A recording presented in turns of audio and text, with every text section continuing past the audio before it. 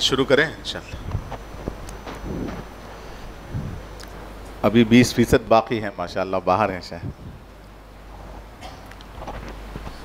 समझ में भी आ रहा है नहीं आ रहा है? कोई सवाल कंपनी के सिलसिले में?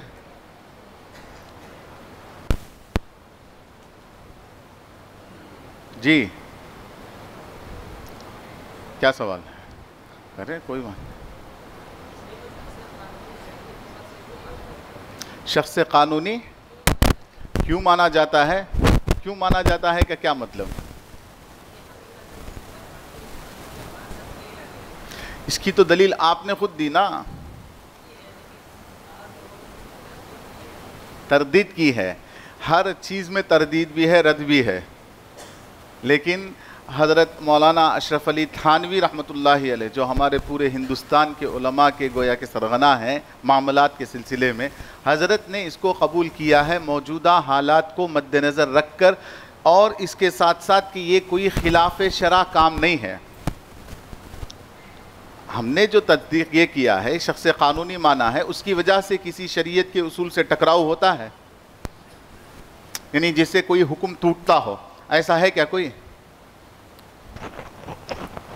बाज़े लोग ये कहते हैं कि हम इसको शख्स कानूनी नहीं मानेंगे, इसलिए कि पिछली किताबों में जो शिरकत की अक़साम है वो किस्म ये नहीं है, उसमें ये किस्म नहीं है, लिहाजा हम इसको नहीं मानेंगे।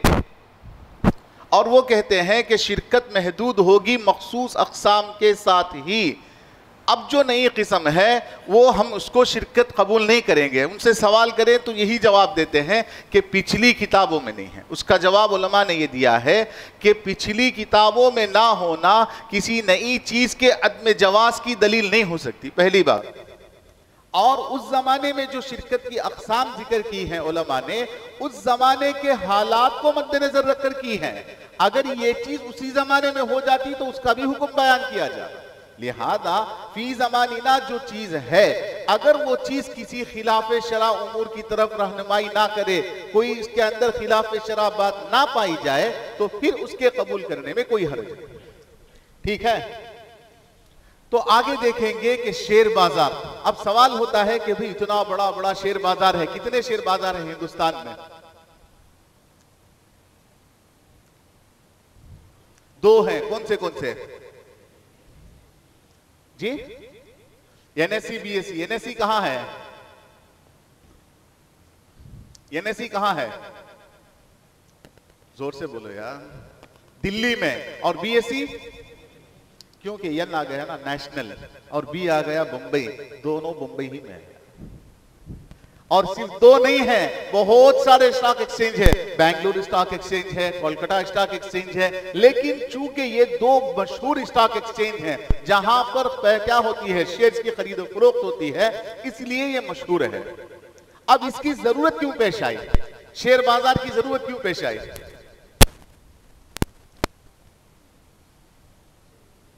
जी, पैसों को लिक्विडेट बनाने के लिए।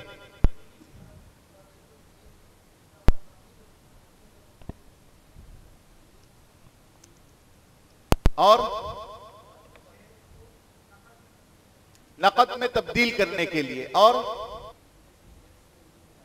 भाई मैंने शेयर्स को वजूद में नहीं, मैं पूछता हूं शेयर बाजार को क्यों वजूद में लाया गया? शेयर बाजार की जरूरत क्यों पेश आई? यानी उसको फरोख्त किया जा सके। आपके यहां मछली बाजार है,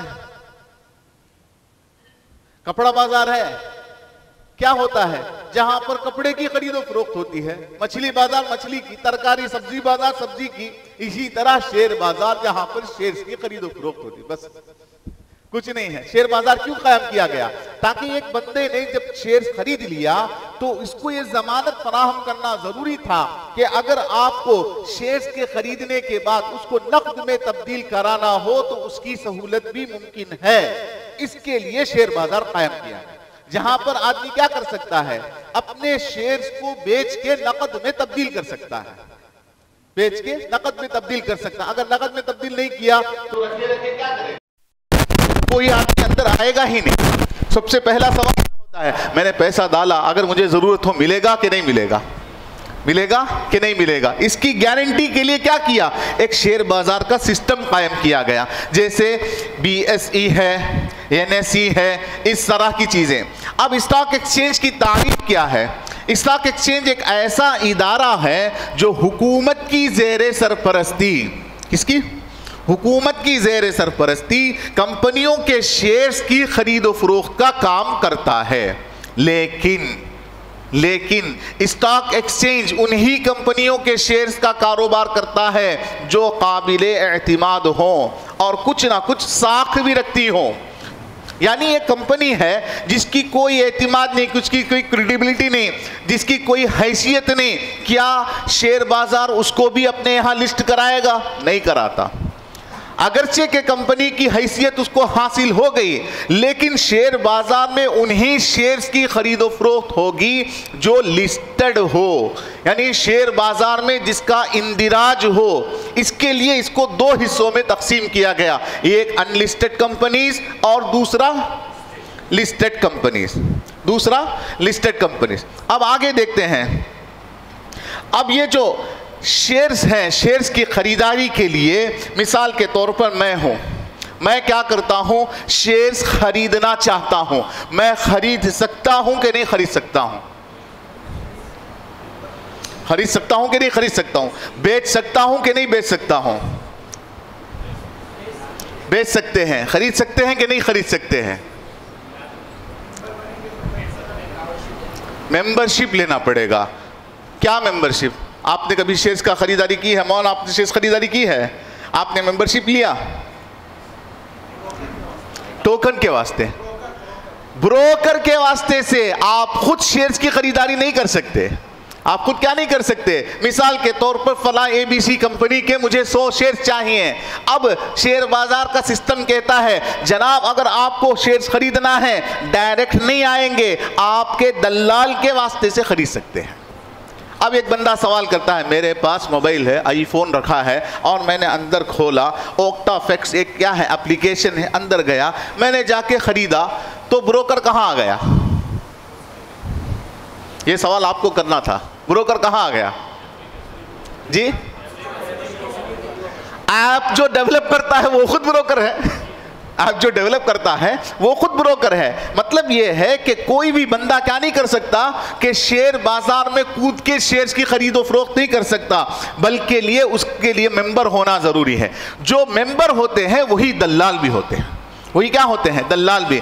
और हिंदुस्तान में बहुत सारे दलाल हैं, जैसा कि शेर खान है, रिलायंस है, ज़ेरोदा है, ये भी मशहूर है, इसी तरह SBI कैप है, एंजल ब्रोकिंग है।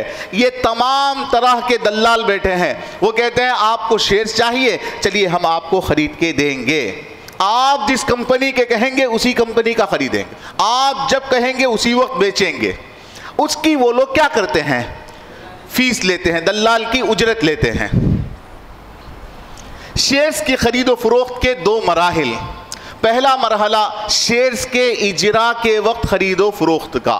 शेयर्स के इजरा के वक्त, जैसे हमने सुबह में देखा ना, एक कंपनी को इजाज़त दे दी 100 करोड़ रुपए के लिए और उसने अपना IPO जारी किया, इनिशियल पब्लिक ऑफर जारी किया। अब जब शेयर्स खरीदेगा तो शेयर्स का खरीदना जायज़ है कि नहीं जायज़ है? जल्दी, जायज़ है कि नहीं जायज़ है?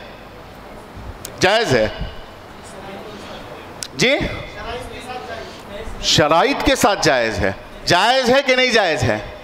अभी कंपनी शुरू हो रही है, कंपनी ने अपना प्रोस्पेक्ट्स दिया और मेमोरेंडम ऑफ अंडरस्टैंडिंग सबमिट किया, सारी चीज़ें हो गई, कंपनी को लाइसेंस मिला।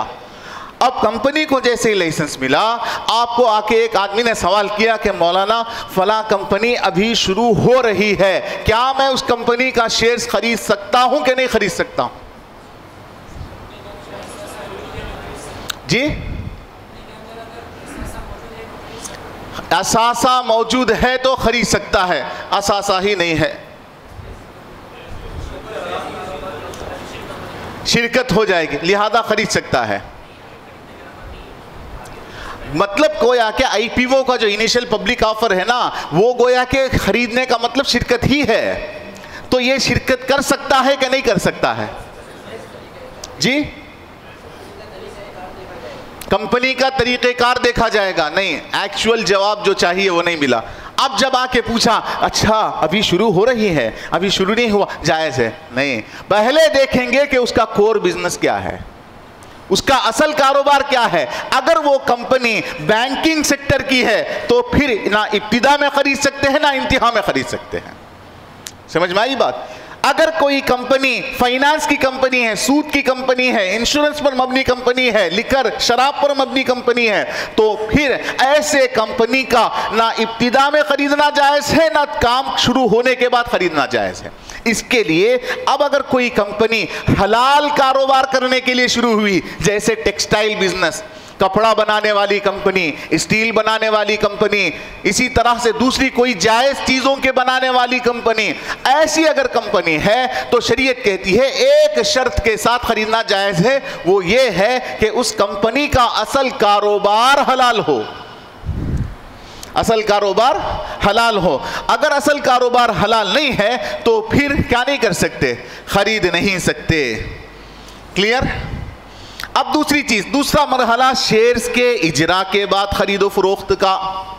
शेयर्स के इजरा के बाद खरीदो फरोख्त का, शेयर्स जारी हो गए तो सबसे पहले तो क्या देखेंगे, उसका कारोबार हलाल है कि नहीं है। अब कंपनी ने ऐलान कर दिया कि हम जो कंपनी शुरू करेंगे वो किसकी, टेक्सटाइल कंपनी, ऑटोमोबाइल कंपनी। अब एक बंदे ने इनिशियली शेयर्स खरीद लिया, अब खरीदने के बाद अचानक उसको ऑफर आई कि भाई दूसरी कंपनी में लगाएंगे। अब वो शेयर्स को बेच सकता है कि नहीं बेच सकता है? एक कंपनी शुरू हुई, उसका कोर बिजनेस, उसका असल बिजनेस हलाल है। अब कंपनी का शेयर मैंने 100 रुपए में खरीदा, लेकिन कंपनी का शेयर खरीदने के बाद मुझे कोई ज़रूरत पेश आ गई जिसकी वजह से मैं उस 100 रुपए के शेयर्स को 110 में सामने वाला लेने के लिए राज़ी भी है, या 90 में सामने वाला लेने के लिए राज़ी भी है। बेचना जायज़ है कि नहीं जायज़ है? नाजायज़, नाउज़ुबिल्लाह। जायज़ है, जायज़ है कि नहीं जायज़ है? जायज़ है। यही है, थोड़ा दबा के कोई सवाल करता ना फौरन फतवा बदल जाते। पहले देखे उसकी हकीकत, पूछे उससे कि भाई आपने जो कंपनी का शेयर लिया है 100 रुपए में, क्या वो कंपनी शुरू हो गई? कंपनी ने असासे बना लिए? अगर कंपनी ने असासे नहीं बनाए, पूरे के पूरे पैसे नकद की शक्ल में हैं, तो अब शरीयत ये कहती है आप 100 रुपए के शेयर को 110 में या 90 में नहीं बेच सकते। क्यों नहीं बेच सकते? क्यों नहीं बेच सकते? क्यों नहीं बेच सकते? आसान जवाब दें। क्यों सूद हो जाएगा? गोया के 100 रुपए को बेचना है 110 में या 100 रुपए को बेचना है 90 में। क्या 100 रुपए को 90 में बेच सकते हैं? क्या 100 रुपए को 110 में बेच सकते हैं? क्यों? इसलिए कि कंपनी अभी शुरू हुई है और ये जो 100 रुपए हैं वो किसकी नुमाइंदगी कर रहे हैं? 100 रुपए हैं, किसकी नुमाइंदगी कर रहे हैं? किसकी नुमाइंदगी कर रहे हैं? किसकी नुमाइंदगी कर रहे हैं जी? उसी की तो नुमाइंदगी कर रहे हैं। 100 रुपए जो हैं किसकी नुमाइंदगी कर रहे हैं? कंपनी के पास मौजूद जो पीछे जो असट है, यानी जो 100 रुपए है, 100 रुपए की नुमाइंदगी कर रहे हैं। अब अगर आपने 100 रुपए के शेयर को 110 में बेचा तो ऐसा है गोया के 100 को बेचा 110 में, जो कि नाजायज है। इसी तरह से ये 100 रुपए में आपने लिया और ये शेयर अभी क्या है, सिर्फ पैसे की शक्ल में कंपनी के पास पैसा ही मौजूद है। कंपनी ने कारोबार शुरू नहीं किया, कोई बिल्डिंग नहीं बनाई, कोई असासा नहीं खरीदा, कोई रॉ मटेरियल नहीं खरीदा, तो कंपनी के पास जितना पैसा है किस हालत में है? नकद की शक्ल में। और आपका जो 100 रुपया है वो किसकी नुमाइंदगी कर रहा है? 100 रुपये नकद की नुमाइंदगी कर रहा है। लिहाजा ऐसी सूरत में आपने अगर अपने शेयर को 100 रुपये को 90 रुपये में बेचा तो जायज़ है नहीं जायज़ है? क्यों ना जायज़ है? इसलिए कि 100 रुपये को बेचना हुआ 90 में। क्लियर है? वे यार आप लोग तो ताजिर हजरात हैं, इसीलिए जवाब देने से पहले सोच के ठाके धड़ करके नहीं मार देना, थोड़ा सोचना अच्छी तरह से, ठीक है। अब जिस शख्स को शेयर्स खरीदने हों, शेयर्स खरीदने हों तो उसे खरीदारी के वक्त मंदरजे झैल शराइत का लिहाज रखना ज़रूरी है। पहली शर्त यह है कि वो कंपनी हराम कारोबार में मुलव्विस ना हो। पहली शर्त क्या है? हराम कारोबार में मुलव्विस ना हो। मसलन वो सूदी बैंक ना हो, या सूद और कीमार पर मबनी इंश्योरेंस कंपनी ना हो, शराब बनाने वाली कंपनी वगैरह ना हो, तो फिर खरीद सकते। फिर दूसरी शर्त यह है उस कंपनी का कारोबार वाक़िअतन शुरू हो चुका हो, कंपनी का कारोबार वाक़िअतन शुरू हो चुका हो। वरना बाज़ मर्तबा क्या करती हैं कि कंपनियां अभी कारोबार के शुरू करने का ऐलान करती हैं, कारोबार शुरू होने में 6 महीने लग गए, लेकिन वो जो शेयर है 100 से 200, 200 से 300, 300 से 400 हाथ बदलते रहता है, जिसको स्पेकुलेशन कहते हैं, जिसको जुआ कहते हैं। कि क्या है, पता नहीं अचानक जब कारोबार शुरू होगा तो 100 की नुमाइंदगी 90 हो गई तो क्या होगा। इसके लिए बकौल हजरत मुफ्ती तकी उस्मानी साहब दामद बरकातुहुम के कि जब तक कंपनी के पास सिर्फ नकद ही हो, उस सूरत में कंपनी का जो शेयर है उसको कमी ज़्यादती के साथ बेचना जायज़ नहीं।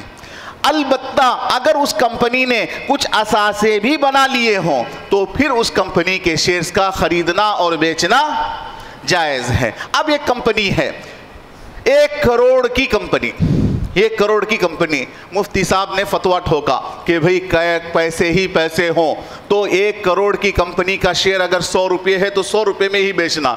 तो इसके लिए क्या किया, हम तो गुजराती हैं भाई, क्या किया, 5 लाख रुपए की बिल्डिंग बना लिया, 5 लाख रुपए की बिल्डिंग बना लिया। अब मौली साहब ने जाके पूछा कि भाई तुम्हारे पास असेट्स है, तो उसने दिखाया कि देखिए मैंने 1 करोड़ रुपए बाहर से लिया, 5 लाख रुपए का बिल्डिंग बना लिया, काम शुरू हो गया।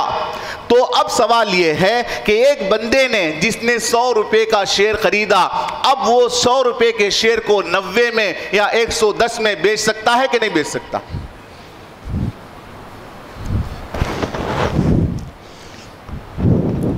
हमने तो समझा था मौलाना हबीब साहब ने बड़ा दावत रखा है, ये क्या है यार, ये तो तालिब इल्म की तरह सवाल पे सवाल, जब तक सवाल नहीं होगा समझ में नहीं आएगा, वरना बयान करके चले जाओगे माशाअल्लाह अल्हम्दुलिल्लाह करके, जब तक इफ़हाम और तफ़हीम ना हो नहीं समझ में आया सवाल।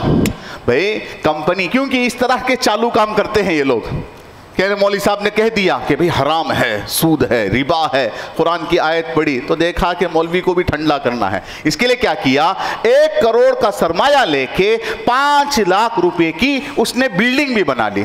अब सवाल ये है कि क्या उस कंपनी के शेयर्स को कमी ज़्यादती के साथ बेचना जायज़ है कि नहीं जायज़ है?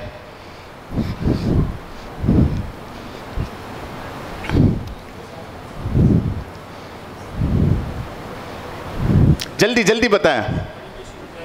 कमी बेशी जायज़ नहीं, क्यों जायज़ नहीं? अरे कारोबार तो शुरू नहीं हुआ, जैसे मैंने शेयर्स में बताया था, शेयर्स क्या है, असल में नकद की और उसके अंदर रहने वाली सारी चीज़ों की नुमाइंदगी करता है। अब अगर कंपनी ने 1 करोड़ रुपए में से 10 लाख के असासे बना लिए तो 90 रुपये गोया के 90 रुपये को ये करेंगे और 10 रुपये आपके असासे को दिखाएंगे। तो अब उस कंपनी के शेयर्स को ज्यादती के साथ बेचना जायज़ है कि नहीं जायज़? जायज़ है। क्यों ना जायज़ है? जी हजरत, प्रॉफिट में नहीं, इसका मतलब ये कि, और सवाल करता हूँ, अच्छा सवाल किया, कंपनी प्रॉफिट में नहीं। अब मैं कहता हूँ कंपनी प्रॉफिट में ना हो, मैंने 90 रुपये को बेचा 90 रुपये में, मैंने 90 रुपये को बेचा 90 रुपये में, और 10 रुपये के सामान को बेचा 12 रुपये में, जायज़ है कि नहीं जायज़ है?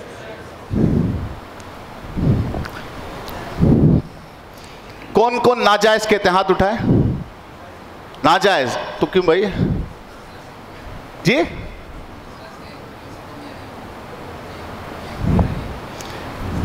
ये 1/3 होना जरूरी है।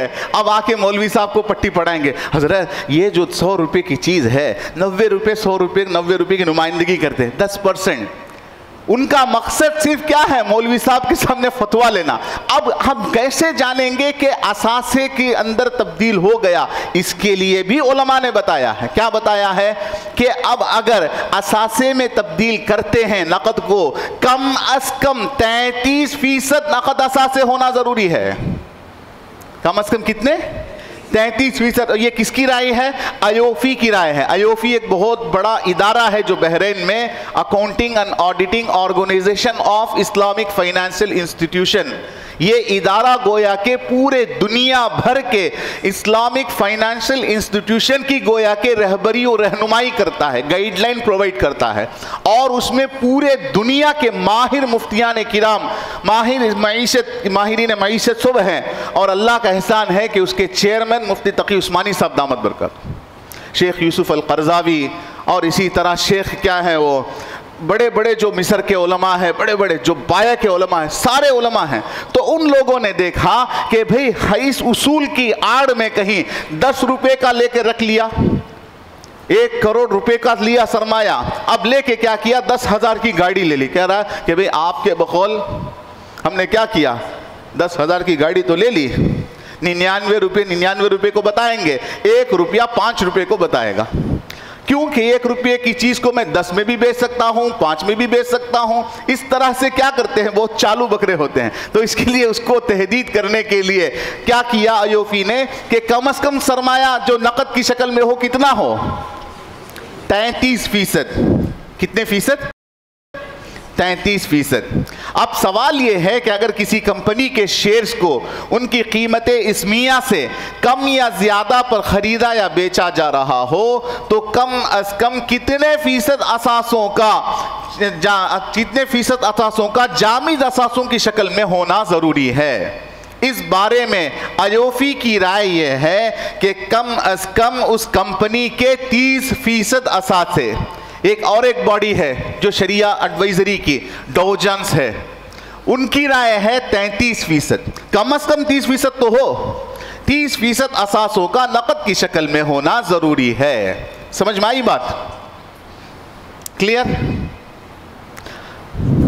तीसरी शर्त, इस शर्त को समझने से पहले एक बात जानना जरूरी है कि आजकल के दौर में हर आदमी सूद में मुब्तला है।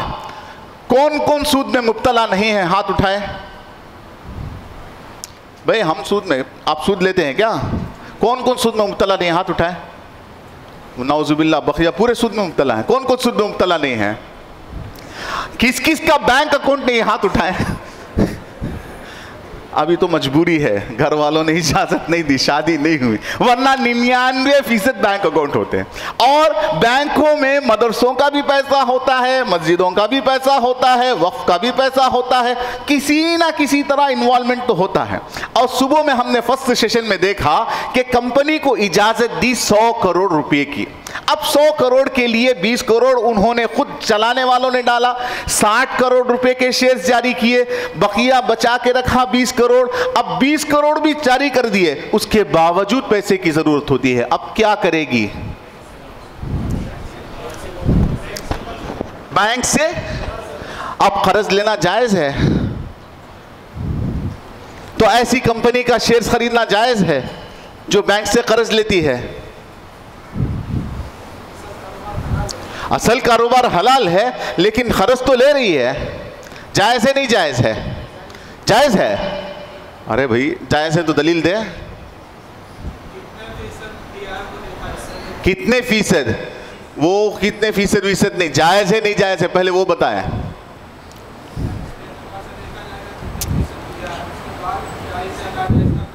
अच्छी बात, कितने फीसद? आप बताएं, आपने फीसद की बहस छेड़ी, आप बताएं कितने फीसद तक जायज है? उतना फीसद मसलन वो अलग है, वो तो प्रॉफिट में है। यहां है दो तरह से कंपनी सूद में इन्वॉल्व होती है। एक तो बाहर से सूद पर कर्ज लिया, दूसरा है अपना सरप्लस फाजिल पैसा उसको क्या किया, बैंकों में रखा। तो एक तो बाहर से सूद पर पैसे लेने की वजह से सूद अदा करना पड़ता है, और अपना जो जायद पैसा है उसको सिक्योरिटीज में या इसी तरह से बैंक में रखने की वजह से उसको नाजायज आमदनी होती है, वो अलग मसला है। अब सवाल यह है कि कंपनी को चलाने के लिए कंपनी का बैंक से लोन लेना जायज है कि नहीं जायज है?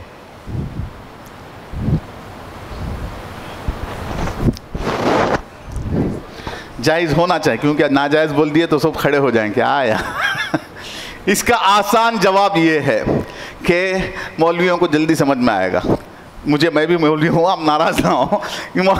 एक आदमी ने सवाल किया कि हजरत, हमारे पड़ोस में हमारा चचा का लड़का रहता है जो हराम कारोबार भी करता है, हलाल कारोबार भी करता है, उसकी लड़की की शादी है, दावत खाना जायज है नहीं जायज है? जायज है। अक्सर आमदनी अगर हलाल हो तो फिर क्या है?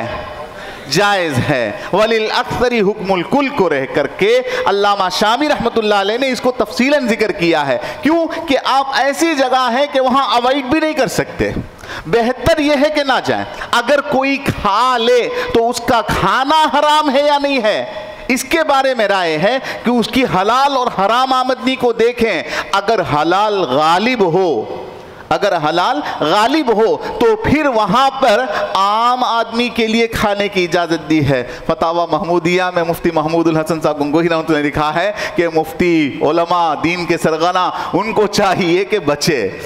क्यों बचे? वरना लोग दलील बना लेंगे, मौलवी साहब खुद खा रहे हैं। अगर खा लिया फिर तो जायज तो हो जाएगा नफ्से मसले के एतबार से, ठीक है। तो इसको रख करके उलमा ने देखा कि भाई जो कंपनियां हैं उनका कोई महदूद कारोबार नहीं होता, बड़े वसी पैमाने पर चलते हैं। तो ऐसी सूरत में अगर कंपनी को किसी वजह से सूद पर कर्ज लेने की जरूरत पेश आ गई तो यहां पर भी आयोफी ने तहदीद लगाई कि उसका जो टोटल ये है साइज है उसके हिसाब से 33% से ज्यादा ना ले। कितने फीसद से? 33% से, यानी 100 करोड़ की कंपनी है टोटल साइज, और उसमें से 77 करोड़ रुपीस क्या है? उसके खुद के सरमाया है या इन्वेस्टरों का पैसा है, सब है। 33 करोड़ रुपए या 32 करोड़ रुपए क्या किया है? उसने बाहर से कर्ज लिया है। तो फिर ऐसी कंपनी का शेयर्स खरीदना जायज है।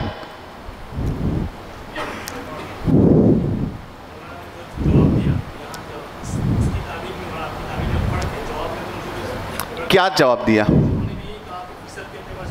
नहीं, वही फीसद तो बताया मैं। फीसद मतलब कितना फीसद, वही बताया मैं। फीसद तो ठीक कहा, लेकिन फीसद में भी 50 पर 1% नहीं, 55% नहीं, यहां पर आयोफी कहती है 33%। फीसद तो है। अब लोग क्या कहते हैं? फीसद है भाई, अक्सर है। बाज़ कंपनियां 50% लेती हैं, क्या उस कंपनी का शेयर ले सकते हैं? नहीं। अब यहां पर तहदीद करते हैं कि 33% के अंदर अंदर हो, 12% है, 10% है, 8% है, ज्यादा की हद मुतय्यन कर दी, 33 तक मजबूरन बर्दाश्त करेंगे, उससे ज्यादा बर्दाश्त नहीं करेंगे। अब सवाल होता है 33 तक किस दलील की बुनियाद पर बर्दाश्त किया आपने?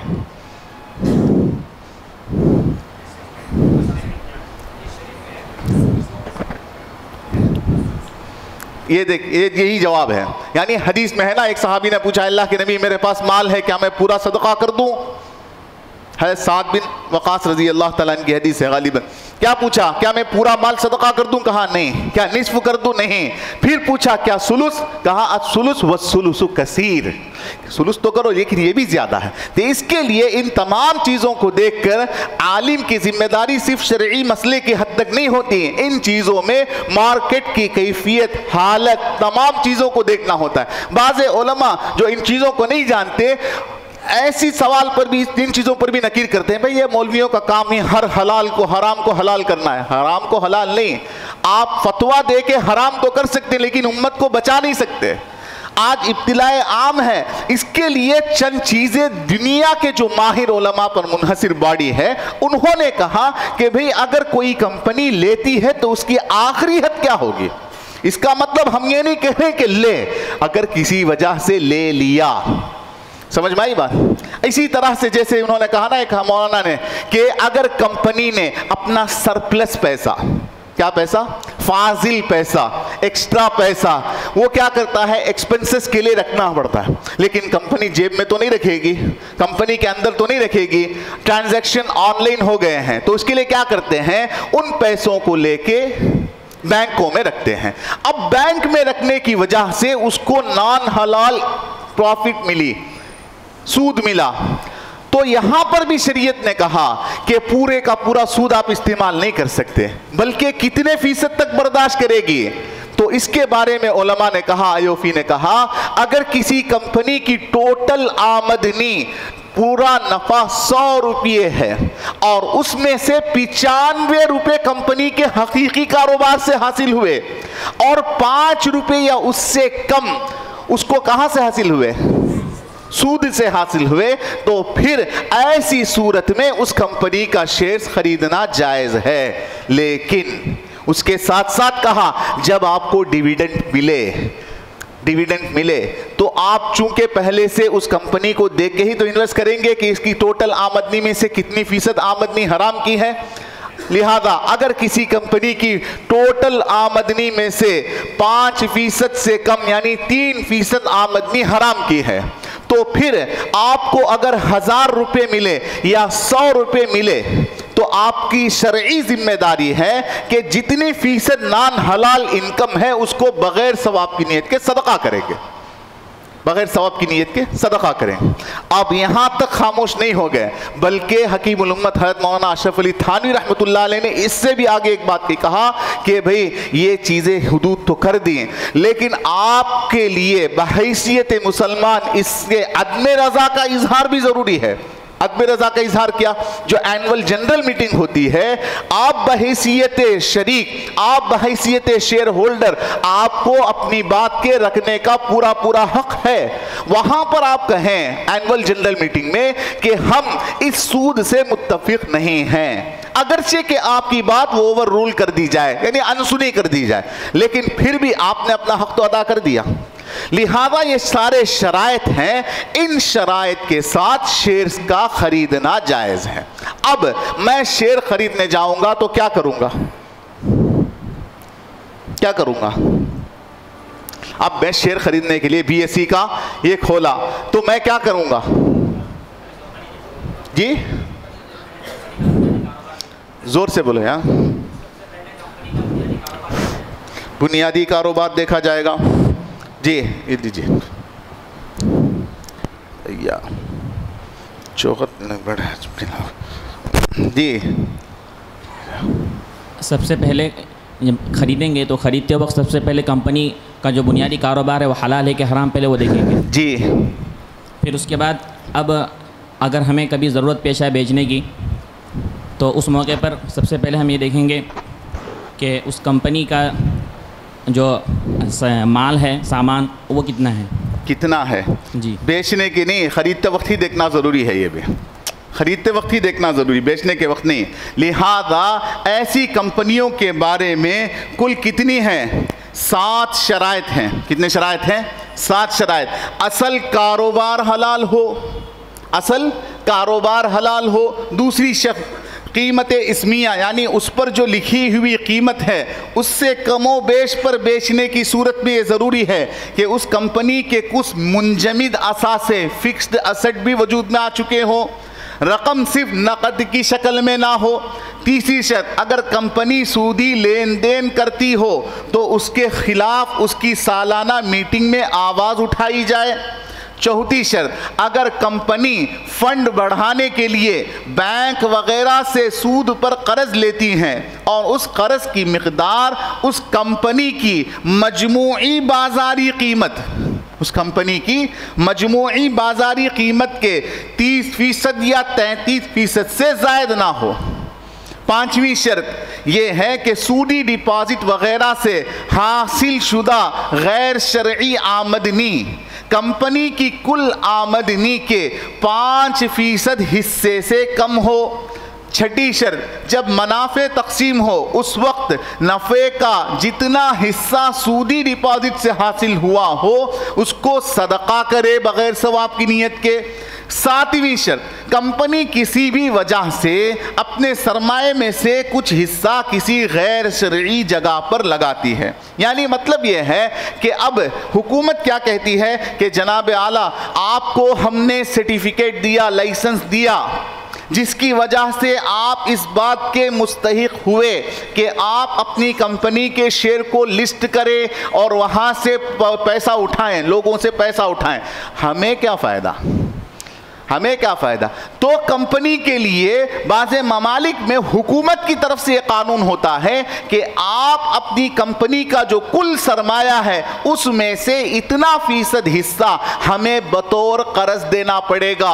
सिक्योरिटीज़, गवर्नमेंट सिक्योरिटीज़ कहते ना, यानी कर्जी दस्तावेज़ात खरीदने पड़ेंगे। तो अब यहाँ पर फिर शरीयत कहती है कि कितने फ़ीसद खरीदें, कितने फ़ीसद खरीदें? तो यहाँ पर भी वही हुक्म है, 33% से ज़्यादा ना खरीदें, और आम तौर से 5-10% ही मांगती हैं।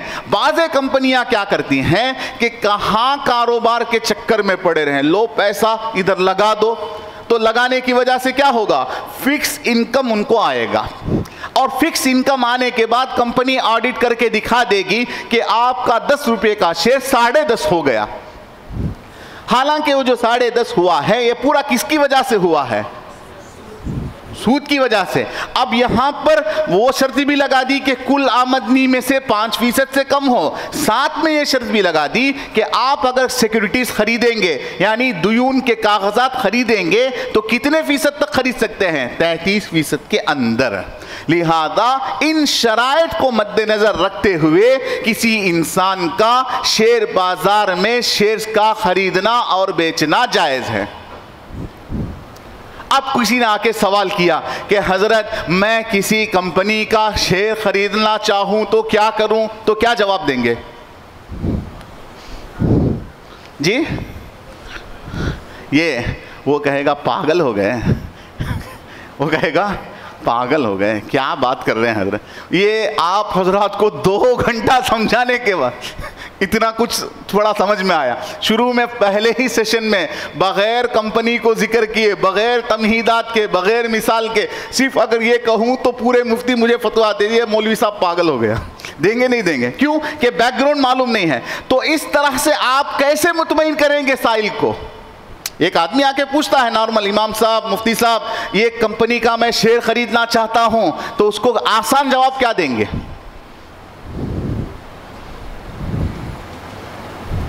आसान जवाब यह है कि भाई इस चक्कर में मत पड़ो। हाँ जी, किसने कहा जी? इन्होंने कहा जी इस चक्कर में मत पड़ो। वो कहेगा भैया आपका चक्कर अपने पास रखे, हमें सर ना चकराएं। कोई नहीं मानेगा। आसान जवाब क्या है? अच्छी बात, ठीक है, उससे भी हटकर अगर मैं खरीदना चाहूं, मैं तो आलिम हूं, मैंने माशाल्लाह इफ्ता किया, फला किया, ये किया, वो किया, और मुझे उसूल भी मालूम है, मैं अगर खरीदना चाहूं तो मुझे क्या करना चाहिए?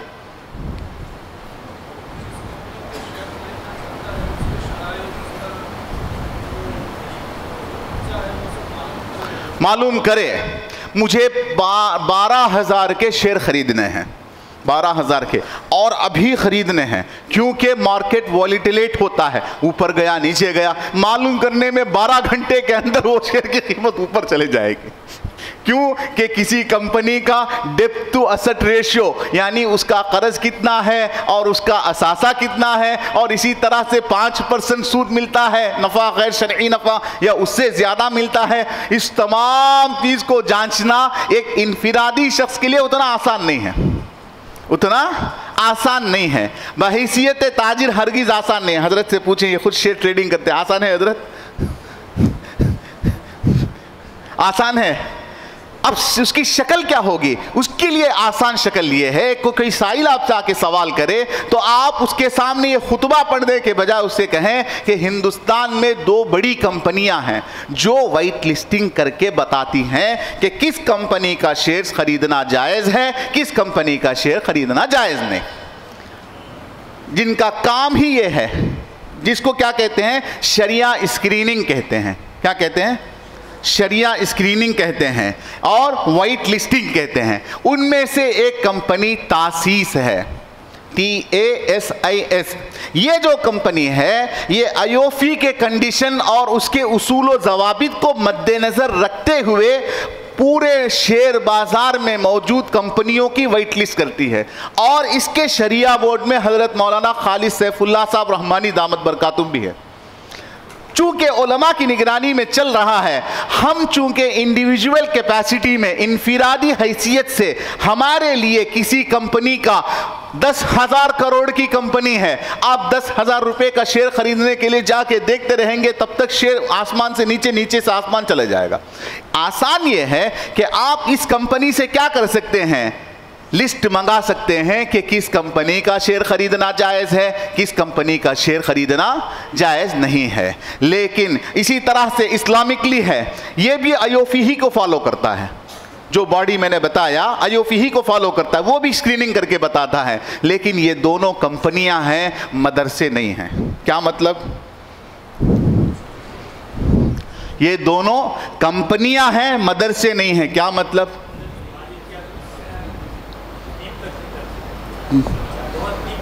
बहुत डीप तक जाते हैं। ये दोनों कंपनियां हैं, मदरसे नहीं हैं। क्या मतलब? मदरसे का मतलब मुफ्त, मदरसे का मतलब मुफ्त में चाहिए। आदमी इतना बड़ा फतवा देगा और कहेगा कि मौलवी साहब आपका हक है, आप उससे कहें कि भाई इस फतवे की उजरत, नाउज़ुबिल्लाह।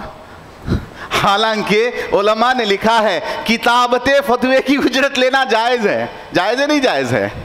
लेकिन हमारा माहौल ये बन गया, इस्लाम का नाम गोया के अल्लाह के नाम पे, इस्लाम का नाम गोया के अल्लाह के नाम पे मुफ्त में मिलेगी तो अल्हम्दुलिल्लाह। नहीं, अरे भाई ये कौन चक्कर मारेगा। ये जो लोग हैं इनके पास बड़े बड़े सॉफ्टवेयर्स होते हैं, इनके पास टेक्निकल एनालाइज करने वाले लोग होते हैं, कंपनियों से इनका टाई अप होता है कि हम आपको वाइट स्क्रीनिंग करेंगे, लेकिन शर्त यह है कि आप हमारे से अग्रीमेंट करें कि कोई चीज़ नहीं छुपाएंगे, जो इंफॉर्मेशन पूछेंगे वो देंगे। ये सारी चीज़ें करने के लिए खर्च नहीं लगेगा। अगर कोई बंदा प्रोफेशनली इसी कारोबार को करना चाहता है तो उसके लिए आसान ये है कि वहाँ से सब्सक्रिप्शन चार्जेस दे करके उनकी लिस्ट लें, उसके हिसाब से सरमाया करें। लेकिन अल्लाह का फजल है, हम लोग चूँकि कमज़ोर हैं। कल एक साहब मिले, हमारे उवैस भाई है ना, उनके ही रिश्तेदार में, उन्होंने कहा कि हमने अलीगढ़ यूनिवर्सिटी से, अलीगढ़ मुस्लिम यूनिवर्सिटी से PG diploma in Islamic finance किया है और हमने हिंदुस्तान के हालात को मद्देनज़र रखते हुए वाइट लिस्टिंग शरिया स्क्रीनिंग को भी मुफ्त कर दिया है। उन्होंने एक एप्लीकेशन बनाया है, आप उस एप्लीकेशन में जाएंगे, किस कंपनी का शेयर, कौन सी कैटेगरी का शेयर, क्या है, सारी तफसीलात वो तासीस से लेके आपको मुफ्त में देते हैं। लिहाजा क्या उलमा का इसमें शेयर्स में इन्वेस्ट करना जायज़ है नहीं जायज़ है? अब इनकी रियायत करते हुए जायज़ है नहीं जायज़ है? और ख़ास तौर से महाराष्ट्र और गुजरात के उलमा की ग्रुपें हैं, हम ताजिर बनेंगे। क्या बनेंगे? ताजिर बनेंगे। मैं भी 2-3 ग्रुप में हूँ और उसमें इतने फेंकू बयानात होते हैं कि कोई हद नहीं। हम कब तक जूतियाँ सीधी करते रहेंगे मुसल्लियों की? बेशक नहीं। और उसमें तकरीर भी करते हैं, भाई तिजारत में अल्लाह ने 90% में क्या है बरकत रखी है, मुलाजमत में 10%, लिहाजा तरगीब देते हैं। और बहुत सारे लोग क्या कहते हैं, उलमा को भी चाहिए कि शेयर मार्केट में आए, उलमा को भी चाहिए कि शेयर मार्केट में आके अपनी खिस्मत आजमत तकरीर पैसा कमाए।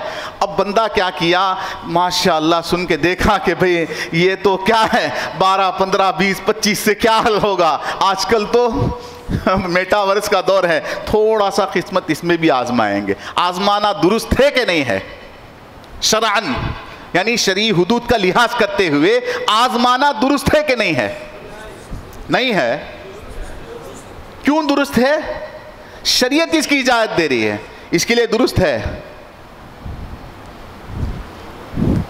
शेयर मार्केट में अच्छी तरह सुन लें, शेयर मार्केट है ये बिल्ली मार्केट नहीं है। इसके नाम से ही पता चलता है कि गोया के शेर के हाथ में मुंह डाल के आप निकाल रहे हैं। उतना आसान नहीं है, उतना जिसने भी नाम रखा अच्छा नाम रखा।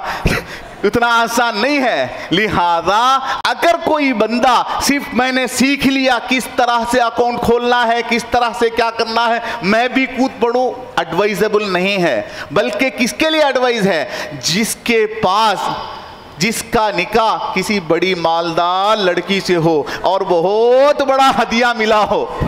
किसके लिए? जिसका निकाह किसी बड़े खानदान में हो, बहुत बड़ा हदिया मिला हो।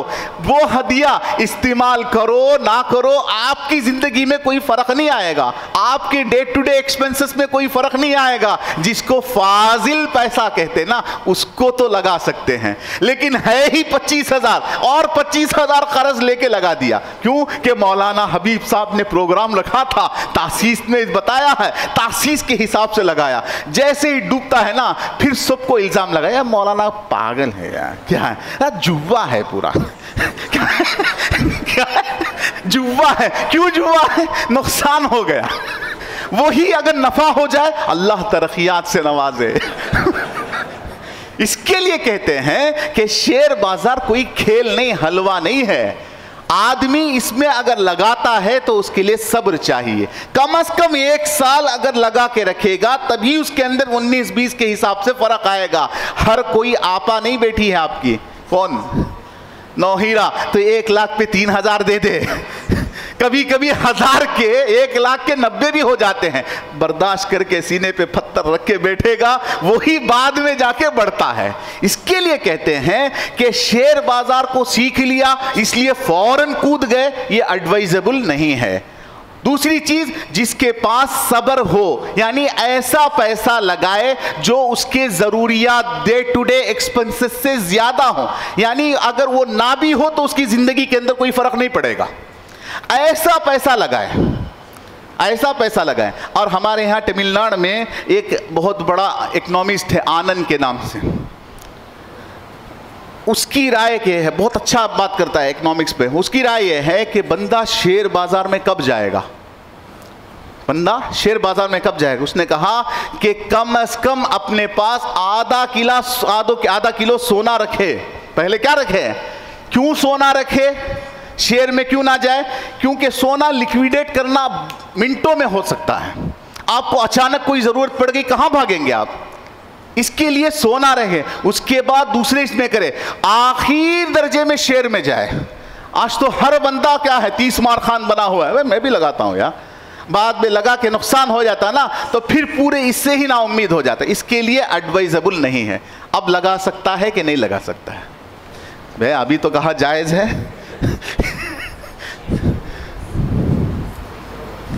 जी हाँ, रिजर्व पैसा लगाएं, एक्स्ट्रा पैसा लगाएं। जो पैसा उसके पास है, जो उसकी ज़रूरी अखरात के लिए, हमारी तो एडवाइस ही नहीं है, हरगिज़ ना लगाएं। वरना कहीं भाई लगाने के बाद लिक्विडेट तो कर सकते हैं, लेकिन 1,000 रुपये कमाने वाला, 20,000 रुपये तनख्वाह पाने वाला, उसको 1,000 रुपये का नुकसान उसका दिल और उसका अल्लाह जानता है। इसके लिए एडवाइजेबल नहीं है। ठीक है। अब दूसरा एक अहम मसला है शेयर्स पर कब्जे का। शेयर्स पर कब्जे का, कब्जा मुतहक्कक होगा कि नहीं होगा, इस पर बहुत सारी बहसें होती हैं, इस पर बहुत सारी बहसें होती हैं। अब ये अहम मसला है। अब एक बंदे ने शेयर्स खरीदा, अब मैंने क्या किया, शेयर्स आज खरीद लिया, अचानक दूसरे दिन मुझे क्या हो गई, पैसों की जरूरत पड़ी, तो मैं अपने शेयर्स को बेच सकता हूं कि नहीं बेच सकता हूं?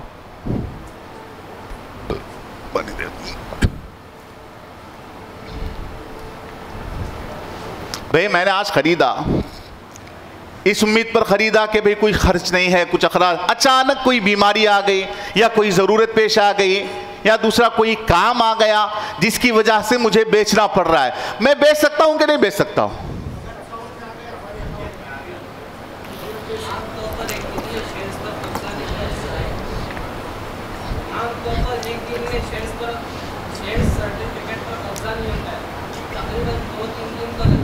तकरीबन 2-3 दिन तो लगते ही हैं।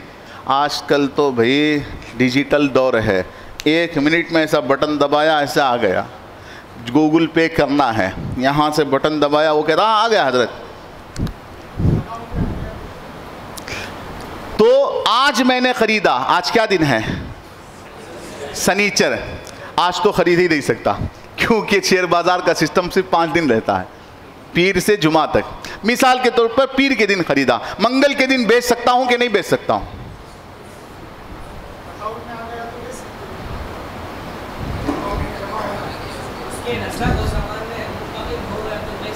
रसक और जमान में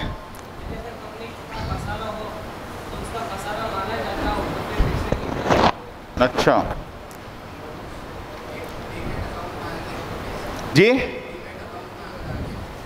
और बेच सकता है नहीं बेच सकता है जी? डिलीवरी हो चुकी हो, कैसे पता चलेगा डिलीवरी हो गई? ये है जवाब। मतलब यह है कि कोई बंदा शेयर्स की खरीदो फरोख्त का कारोबार करता है तो उसके लिए कुल कितने अकाउंट चाहिए? आप नहीं बताएंगे कितने अकाउंट चाहिए? बहुत सारे आपकी तरह ताजिर हैं यहां पर, कितना अकाउंट चाहिए? डीमैट अकाउंट चाहिए। कितने अकाउंट चाहिए? एक अकाउंट। कौन सा अकाउंट? 2 अकाउंट। जी कौन सा अकाउंट? आप नहीं बताया, आप तो कल थे। कौन सा अकाउंट? कितने अकाउंट चाहिए? Current account. कितने अकाउंट चाहिए?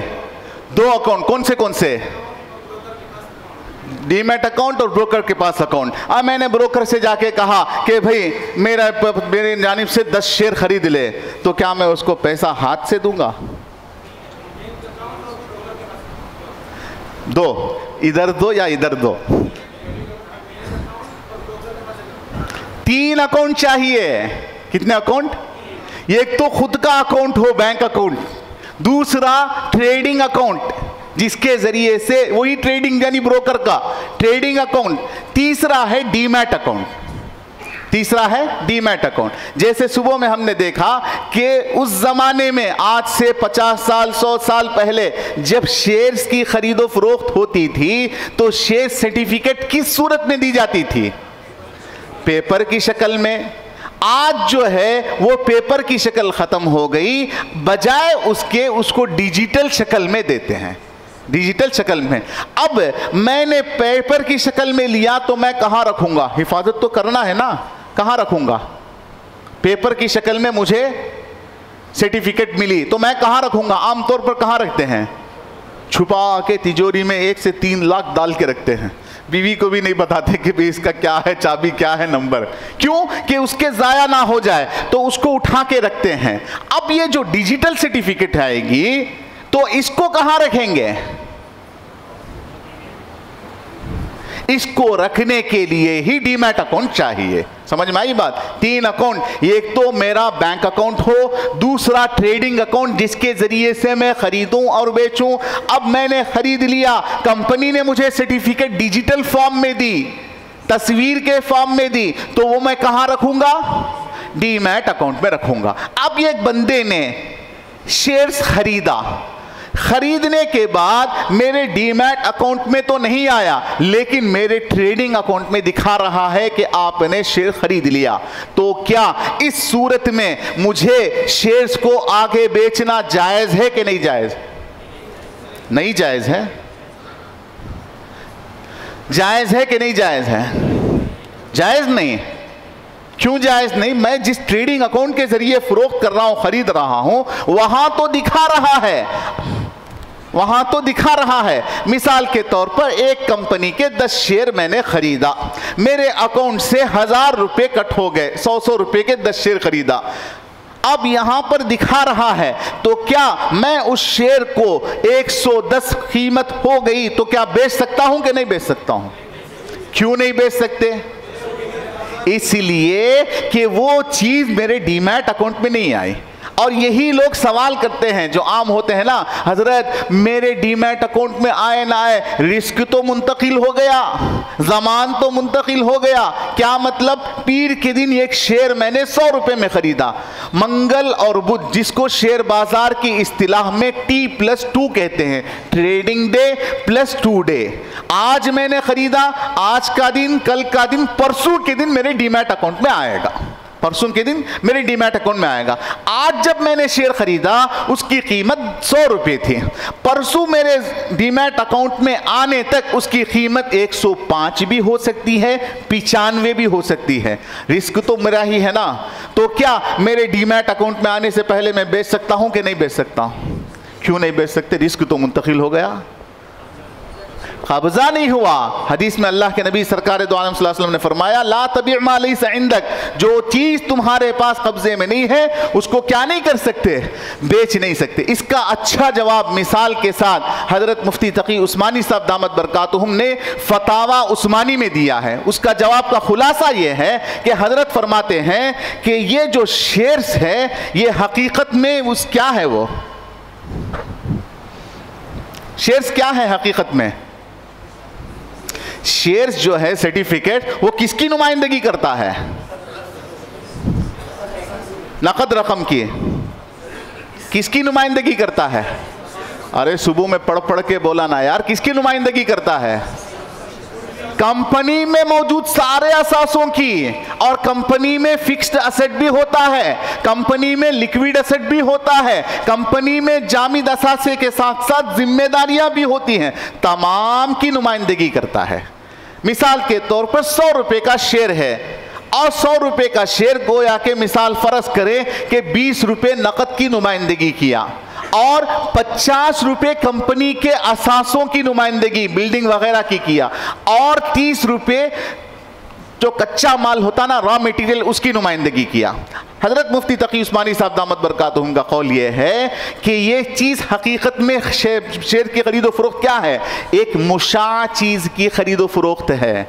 मुशा चीज़ मतलब भाई एक बिल्डिंग है, मैं 100 रुपए का शेयर खरीद रहा हूं तो वो 50 रुपए जो उसके अंदर मेरे बिल्डिंग में है वो भी मुंतकिल होगा, वो भी मुंतकिल होगा। और मुशा चीज के लिए जरूरी है कि जब तक क्या है जी, जब तक तखलिया और तमकीन नहीं हो जाती, तखलिया और तमकीन नहीं हो जाती, उस वक्त तक कब्जे का तहक्कुक नहीं होगा। उसकी आसान मिसाल क्या? आसान मिसाल कि 4 आदमी ने मिलके, 4 दोस्तों ने मिलके 2000 स्क्वायर फीट की एक ज़मीन खरीदी और हर आदमी ने, चारों के चारों ने 1-1 लाख रुपए लगाया। तो जैद ने 1 लाख, अमर ने 1 लाख, खालिद ने 1 लाख, बकर ने 1 लाख, 4 आदमी ने 4 लाख लगा के 2000 स्क्वायर फीट की ज़मीन खरीदी। तो जैद की हिस्सेदारी उस ज़मीन में कितनी होगी? कितनी? हर जुज में तो होगी। कितनी उसकी मिल्कियत है? उसकी रुबो, यानी 1/4। अब मैंने क्या किया, मैंने, आपने, 4 आदमी ने मिलकर ज़मीन खरीद ली। मेरी मिल्कियत कितनी है इसमें? रुबू, यानी 25% मेरी मिल्कियत है। मुझे एक आदमी ने कहा कि आप बहुत गरीब आदमी दिख रहे हैं, आपने जो 1 लाख की ज़मीन ली है, मैं आपको 1,10,000 देता हूँ, दे दे। मैं बेच सकता हूँ कि नहीं बेच सकता हूँ? नहीं बेच सकता हूँ। भाई मेरी ज़मीन है, 1 लाख में मैंने खरीदा है, बेच सकता हूँ कि नहीं बेच सकता हूँ? भाई मेरी मिल्कियत 25% है, 1 लाख मैंने भी लगाए हैं और 3 आदमी ने 1-1 लगाए हैं और 2000 स्क्वायर फीट की है, तो 500 स्क्वायर फीट पर मेरी मिल्कियत है। अब मैं इस 500 स्क्वायर फीट को बेच सकता हूं कि नहीं बेच सकता हूं? अब मैंने बेच दिया। अब लेने वाला हमारे से बड़ा डेढ़शाना निकला, वो आके कह रहा है कि मुझे रोड पॉइंट की चाहिए। क्या चाहिए? रोड पॉइंट की चाहिए। अब जो मेरे साथ 3 शरीक हैं, भाई पागल हो गया, तुझे रोड पॉइंट का दे के हम क्या अंदर का कचरा रखें? तो इसके लिए शरीयत कहती है ये मुशा है। जब तक इसकी तायीन ना हो जाए कि फलां का ये हिस्सा, फलां का ये हिस्सा, फलां का ये हिस्सा, उस वक्त तक आप अपने हिस्से को बेच नहीं सकते। समझ में आई बात। इसी तरह से मुफ्ती तकी उस्मानी साहब दामत बरकातुहुम का कहना यह है, चूंकि शेयर्स की खरीदो फरोख्त में तखलिया और तमकीन का तहक्कुक शेयर की डिलीवरी से ही हासिल होता है, लिहाजा शेयर्स के खरीदार के लिए उस वक्त तक शेयर्स को बेचना जायज़ नहीं है जब तक के डिलीवरी ना मिल जाए। अब डिलीवरी कब मिलती है? T+2 ट्रेडिंग डे, उसके साथ और 2 दिन, जिस दिन मैंने खरीदा उसके बाद 2 दिन में। कल एक साहब ने सवाल किया, नहीं हमारी फाइनेंस मिनिस्टर ने ऐलान किया है T+2 बहुत लंबा है, अब T+1 करेंगे, और लाके फोटो भी दिखाते हैं, कटिंग्स दिखाते हैं, देखिए। तो अब T+1 यानी जिस दिन खरीदा उसके दूसरे दिन के हिसाब से फरोख्त कर सकता हूं कि नहीं कर सकता हूं? नहीं कर सकते। हाँ?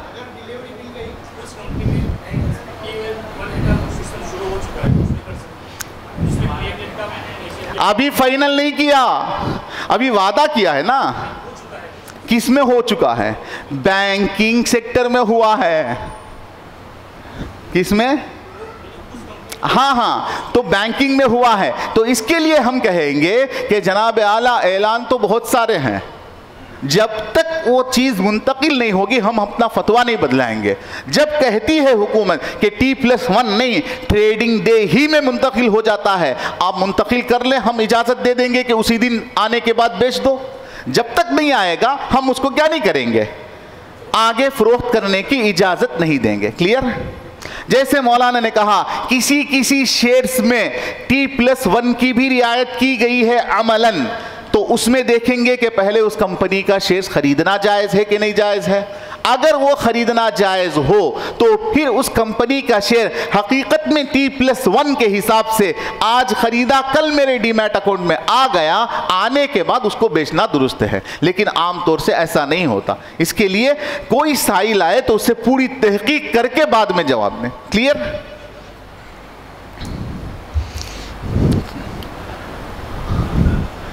कोई सवाल? जी।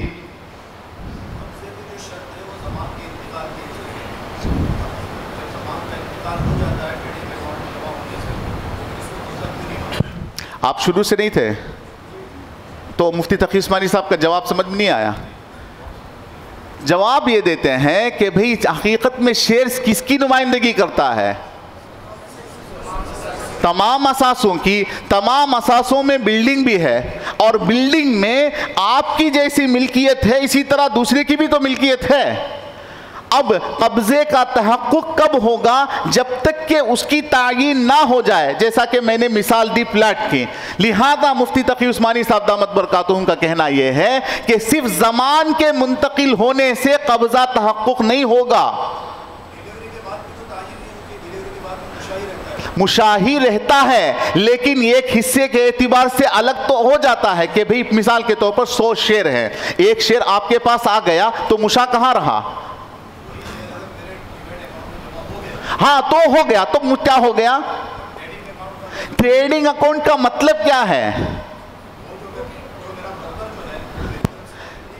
नहीं बनेगा। क्यों नहीं बनेगा? आपने मिसाल के तौर पर आज शेयर खरीदा, आपने शेयर खरीद लिया, आपके अकाउंट से पैसे कट गए। दूसरा सवाल, जिसने शेयर बेचा क्या उसके पास पैसा पहुंच गया? कब पहुंचेगा? T+2। अब बहुत सारे ताजिर हजरात बेसब्रे होते हैं, इसके लिए ब्रोकर कहता है कि 20% मैं दे देता हूं, 30% मैं दे देता हूं। मतलब यह है कि ना मुश्तरी ने माल पे कब्जा किया, ना बाय ने समन पे कब्जा किया। भला ऐसी सूरत में आप कैसे इजाजत दे सकते हैं? सिर्फ रिस्क का मुंतकिल होना काफी नहीं है।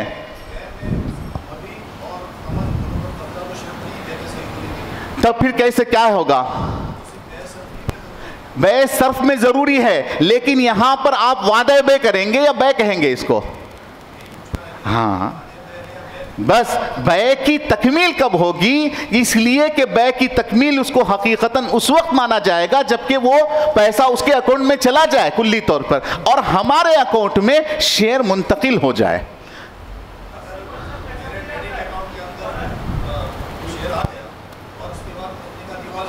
जी, भाई मेरा ही जाएगा। आज के हिसाब से आप बेच रहे हैं, मिसाल के तौर पर मैंने सूरत से कपड़ा मंगवाया, कितना कपड़ा मंगवाया, मिसाल के तौर पर 1 लाख रुपए का कपड़ा मंगवाया, और उसका जो रिस्क है पूरा मेरे ही पास है। अब कपड़ा आते आते उस कपड़े की वैल्यू घट गई, वैल्यू घट गई, उसका रिस्क भी मुझे, वैल्यू बढ़ गई, उसका रिस्क भी तो मुझे है। हाँ, अगर आपने जिसको भेज के कब्जा किया है आपका वकील हो तो फिर बेचना जायज है। अगर आपने सिर्फ ऑर्डर किया, आपको डिलीवर कौन करेगा? ताजिर करेगा, और आपके पास वो कपड़ा अब तक नहीं आया तो नहीं बेच सकते। क्यों नहीं बेच सकते? मुश्तरी जो है आपका, बाय जो है आपका वकील नहीं है। अगर आपने क्या किया कि एक सूरत से कपड़े का ऑर्डर किया और कहा कि भाई मैं गाड़ी भेजता हूं, आप सामान दे दे, जैसे ही आपका आदमी जाके कब्जा करेगा कि गोया कि आपका कब्जा करना, अब वहां से आते आते बीच में कहा कि बरोड़ा में उतार दो, बेच दो, कोई मसला नहीं है। लेकिन आपने एक ताजिर को कहा कि मुझे इतने थान कपड़े चाहिए, उसने कहा कि ठीक है, कीमत मुतअय्यन हो गई, अभी उसी के पास है या उसका आदमी लेके आ रहा है, बीच में जाया हो गया, आप क्या कहेंगे? क्यों कहेंगे? जब आपके जमान में आ गया तो क्यों? इसका मतलब यह है कि आपके कब्जा नहीं हुआ। क्यों नहीं हो सकता? कि उसका काम नहीं है। ब्रोकर जो है, जैसे सुबह में मैंने बताया, ये एक फन्नी चीज है, शेयर मार्केट एक फन्नी चीज है, लिहाजा हर बंदा उसकी रिक्वायरमेंट को, उसकी सही तरीके से देखभाल को नहीं कर सकता। हुकूमत ये कहती है कि आप सिर्फ हाथ बांध के खड़े रहें, आएगा तो उसको लेके दें, जाएगा तो वापस कर दें। हमारा वकील वो नहीं बनेगा। हमारा वकील क्यों नहीं बनेगा? इसलिए कि हमने उसको पूरा इख्तियार नहीं दिया होता है। वकील का अमल मुवक्किल का अमल है। अगर आपके इजाजत के बगैर उसने बेच दिया तो क्या आप उसको मान लेंगे? क्यों नहीं मानेंगे? हाँ, दल्लाल है। ये जो वकील की इस्तिलाह है वो अलग है, ठीक है। ये बहुत अच्छी बहस की, क्योंकि ये चीजें हैं जो कंफ्यूज कराते हैं। हमारा जो शरीयत का जो उसूल है, और हजरत मुफ्ती तकी उस्मानी साहब दामत बरकातहुम की इनफिरादी राय नहीं है। ये जो कहा जा रहा है कि आपके डीमैट अकाउंट में आने के बाद बेचें, इसकी पीछे बहुत बड़ा राज है। स्पेकुलेशन को खत्म करना है, जुए को खत्म करना है। वरना आदमी क्या करेगा? सुबह में लिया, 10 मिनट के बाद बेच दिया, फिर 15 मिनट के बाद उसको बेचा, फिर पैसे का पैसे से तबादला होता रहेगा। हकीकत में उस समन से क्या नहीं, उस सामान से नफा नहीं होगा, पैसे से पैसे का तबादला होते रहेगा। इसके लिए हजरत मुफ्ती साहब का कहना यह है कि जब तक आपके डीमैट अकाउंट में ना आ जाए उस वक्त तक ना बेचें।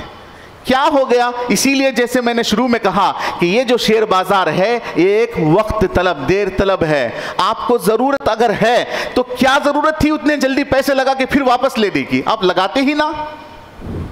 अगर लगाना है, रिस्क तो है, आप नफा कमाना चाहते हैं और हकीकी नफा कमाना चाहते हैं तो सब्र करें, छोड़ दें, जब बढ़ेगा उसके बाद बेचें।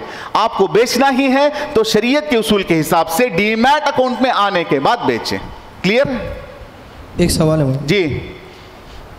जैसा कि आपने बतलाया कि अगर कंपनी ने किसी पैसों का ऐलान किया कि भाई मुझे 100 करोड़ रुपए कंपनी शुरू करने के लिए चाहिए, बराबर, फिर उसके बाद कंपनी ने उसको बीच में पैसों की ज़रूरत पड़ी और कंपनी चल भी रही थी, और आपने बतलाया कि उसमें 33% या 33% से कम अगर वो बैंक से लोन लेती है या कर्ज़ा लेती है तो ऐसी सूरत में उसका शेयर ख़रीदो फरोख्त कर सकते हैं। अब मैंने 33% से जब कम था तब मैंने शेयर को ख़रीदा था। अब उसके बाद हुआ यूँ कि कंपनी को फिर से पैसों की ज़रूरत पड़ी और उसने दरमियान में फिर से उसने कर्ज़ा लिया बैंक से। अब उसकी 33% से ज़्यादा 40% भी हो गई, 50% भी हो गई। तो अब ऐसी सूरत में मेरे ख़रीदने के बाद अब मैं उसको बेच सकता हूँ कि नहीं बेच सकता हूँ? बहुत अच्छा सवाल किया, समझ में आया सवाल। जैसे उसूल बताया गया अयोफी के इसके हिसाब से कि डेब्ट टू असेट रेशो, यानी 1 करोड़ की कंपनी है, 33 लाख या 30 लाख के अंदर अंदर बाहर से कर्ज लिया बैंक से, तो उसकी वजह वगैरह पूरी जिक्र की गई। अब सवाल यह है कि एक बंदे ने उसकी रियायत करके ही शेयर खरीदा। अब शेयर्स के खरीदने के बाद वो कंपनी उस वक्त तक हमने उसको जायज़ कहा जब तक के 33 के नीचे थी। अब कंपनी को अचानक और पैसों की ज़रूरत पड़ी, जिसकी वजह से मार्केट से और क्या किया, 10% एक्स्ट्रा लिया, जो हमारे क्राइटेरिया को फाड़ दिया, तोड़ दिया, 33% से आगे बढ़ गई। अब इस सूरत में कहते हैं, ये जो आईओफी मैंने बताया ना, वो कहते हैं, वो क्या करते हैं, मुस्तकिल वेट लिस्टिंग करके बताते हैं कि भाई फला कंपनी हमारी वेट लिस्टिंग से आउट लिस्टेड हो गई।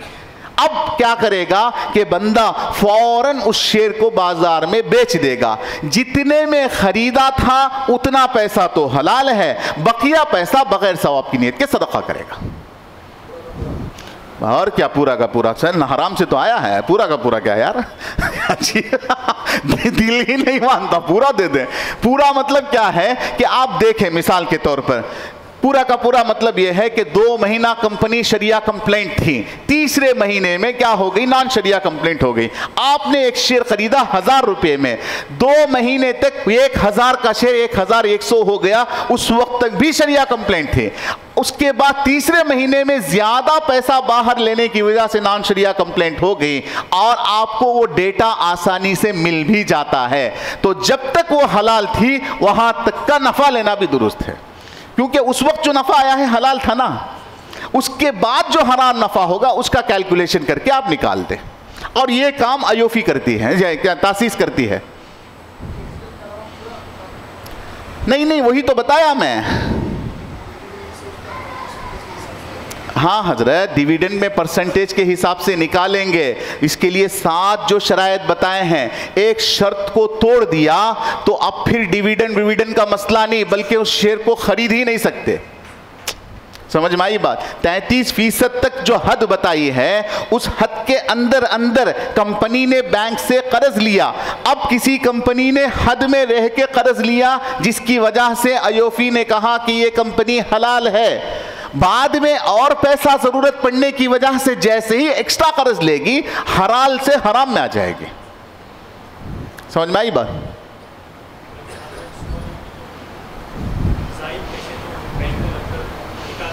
जी हाँ,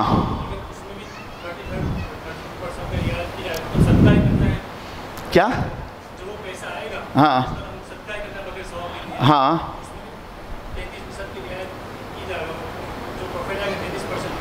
देखिए इसकी वजह से तो फिर क्राइटेरिया ही खत्म कर दें, जितना हराम है उसको ले ले, हलाल को ले ले, हराम को छोड़ दें। 33 की रियायत इसलिए की गई है कि यहां तक शरीयत ने इजाजत दी है, वरना हराम हलाल मिलके पूरा हराम हो जाएगा। कहां भी कोई कंपनी नहीं, वो कंपनी की जो असल कारोबार है उसके साथ साथ 33% से बढ़ने की वजह से वलील अक्सरी हुक्मुल कुल के एतबार से पूरी कंपनी पर ही हराम का हुक्म लगा देंगे। अरे 33% गड़ेगा नहीं, क्या मतलब है, 33% तक इजाजत दी कंपनी को। यानी 1 करोड़ की कंपनी है, 30 लाख रुपए बाहर से सूद पर कर्ज लिया। अब हमने इजाजत दे दिया कि इस कंपनी का शेयर खरीदना जायज है। अब वो कंपनी इजाजत देने की वजह से मैंने एक कंपनी का शेयर ले लिया, फिर उस कंपनी को और 10 लाख 15 लाख की जरूरत पड़ी, जिसकी वजह से 15 लाख रुपए अगर वो बाहर से फिर कर्ज लेता है तो हमारे क्राइटेरिया के हिसाब से आगे चला गया। जी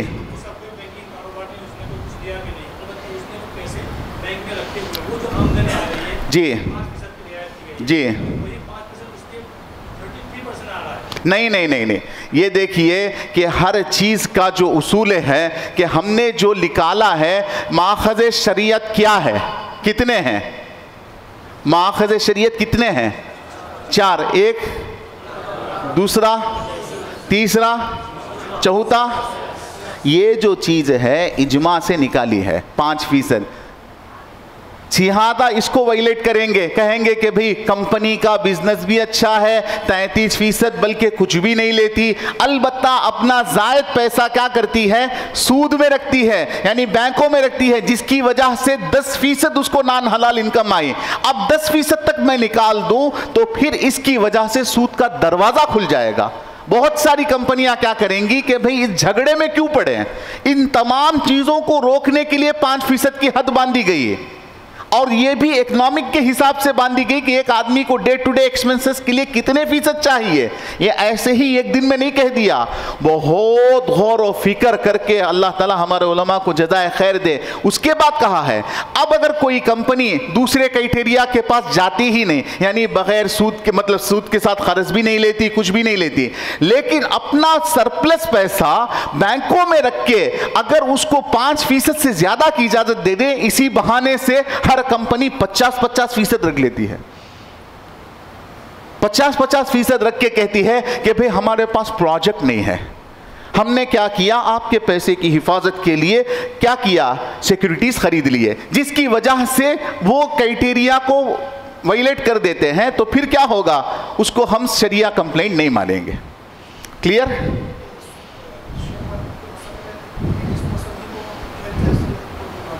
जी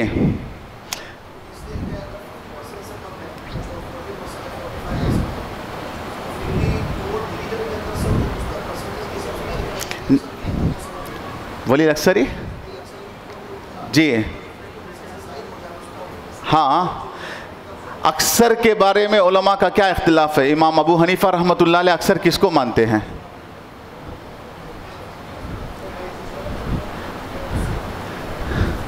इमाम अबू हनीफा रहमतुल्लाह अलैह के बकौल अक्सर की तारीफ क्या है? इमाम मालिक रहमतुल्लाह अलैह के बकौल अक्सर की तारीफ क्या है? चारों अइम्मा अक्सर किसको कहते हैं? बाज़ उलमा कहते हैं 50% से जायद हो जाए तो अक्सर है, और बाज़ उलमा कहते हैं सुलुस तक क्या है, इजाजत है, सुलुस के भी मतलब 2 सुलुस से ज्यादा हो जाए तो अक्सर है। अब यहां पर एहतियात किस राय में है? सुलुस में, खलास। वरना चोर दरवाजा खोल लेंगे लोग, पहले ही खोल के बैठे हैं चौपट दरवाजे। इसके लिए जो चीज उलमा ने, क्योंकि हम क्या है, हम अकाबिर के ऊपर एतमाद करके चलेंगे, चाहे हमारी समझ में आए या ना आए। वो लोग जो बताते हैं, क्योंकि उनके सामने पूरी दुनिया है, शरीयत है, सारी चीज़ें हैं, लिहाजा यहाँ पर भी जो आपने उठाया सवाल, यहाँ पर भी तो इख्तिलाफ है, और यहाँ 33% में ही एहतियात है, वरना हम क्यों इजाज़त दे रहे हैं? ये भी मजबूरी की बुनियाद पर दे रहे हैं, कोई खुशी से थोड़ी दे रहे हैं। 33% भी अगर कोई कंपनी, 2 कंपनी है, ये कंपनी 3% बाहर सूद पर कर्ज लेती है, दूसरी कंपनी 30% बाहर सूद पर कर्ज लेती है, दोनों कंपनियों के शेयर्स खरीदना जायज़ तो है, लेकिन तकवे का तकाजा यह है कि 3% में आप इन्वेस्ट करें, क्योंकि वहां तो कम है ना इन्वॉल्वमेंट। ठीक है, आम तौर से जो कंपनी का जो सौदा होता है 3 तरह से होता है। कितनी तरह से? 3 तरह से। स्पॉट सेल, हाजिर सौदा, मैंने एक चीज खरीदी, चंद दिनों के बाद बेच दिया। दूसरा होता है मार्जिन सेल, उधार सेल, सेल ऑन मार्जिन कहते हैं। सेल ऑन मार्जिन क्या है? सेल ऑन मार्जिन ये है, मिसाल के तौर पर मुझे 1000 रुपए के शेयर्स खरीदने हैं। कितने रुपए के? 1000 रुपए के। 100 रुपए के 10 शेयर्स खरीदने हैं, जिसके लिए 1000 रुपए चाहिए। आपके पास 1000 रुपए नहीं हैं। ब्रोकर हजरात कहते हैं, जनाब आप क्या करें, 100 रुपए लगाएं, आपको हम 1000 रुपए के शेयर खरीद के देंगे। अब ये जो 900 रुपए हैं वो क्या है? वो कहते हैं हम आपको उधार देंगे, हम आपको उधार देंगे।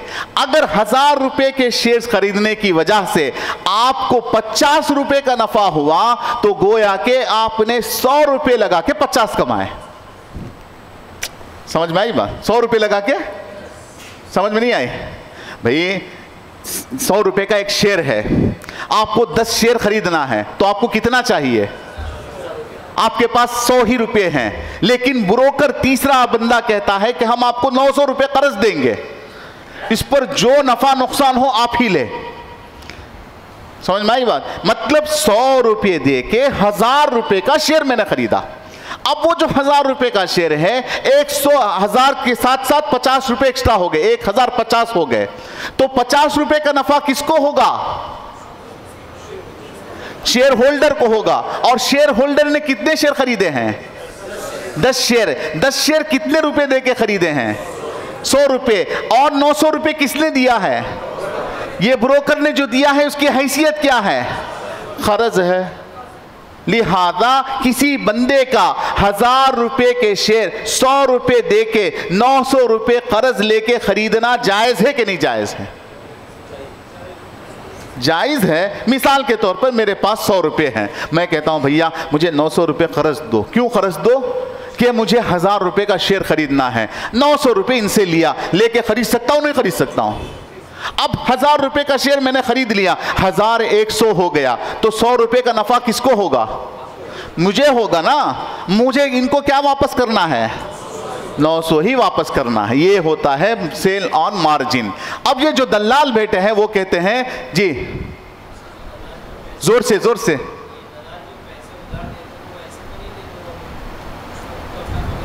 थोड़ा सब्र करें हजरत, उस पर आ रहा हूं मैं। कमीशन ये है ट्रांजैक्शन की कमीशन लेना, ट्रांजैक्शन की कमीशन लेना ये तो जायज है क्योंकि आपके लिए वास्ता बन रहा है। दूसरा है सूद पर दे करके एक्स्ट्रा पैसा लेना, ये जायज नहीं है। अगर कोई बंदा, मैंने हुक्म बताया ही नहीं, आपने पहले ही पूछ लिया, अगर कोई बंदा ऐसा खरीदा यानी 100 रुपये दे के 900 रुपये ब्रोकर से लेके 1000 रुपये का शेयर खरीदा, लेकिन ये जो 900 रुपये ब्रोकर ने दिया, आमतौर से ब्रोकरों की आदत होती है कि 3 दिन के अंदर अंदर अगर आप 900 वापस कर देंगे तो सिर्फ 900 ही वापस करें। 3 दिन के अंदर अंदर 900 वापस कर देंगे, सिर्फ 900 ही वापस करें। अगर आपने 3 दिन के अंदर अंदर वापस नहीं किया, बल्कि आप इस चक्कर में बचा के रखा शेयर को कि बढ़ेगा बढ़ेगा बढ़ेगा, अब ब्रोकर कहता है 3 दिन से ज्यादा हो जाए तो रोजाना के एतबार से इतने फीसद सूद देने पड़ेंगे। ठीक है। लिहाजा एक तो होता है हाजिर सौदा, दूसरा होता है उधार सौदा, तीसरा होता है शॉर्ट सेल। क्या सेल?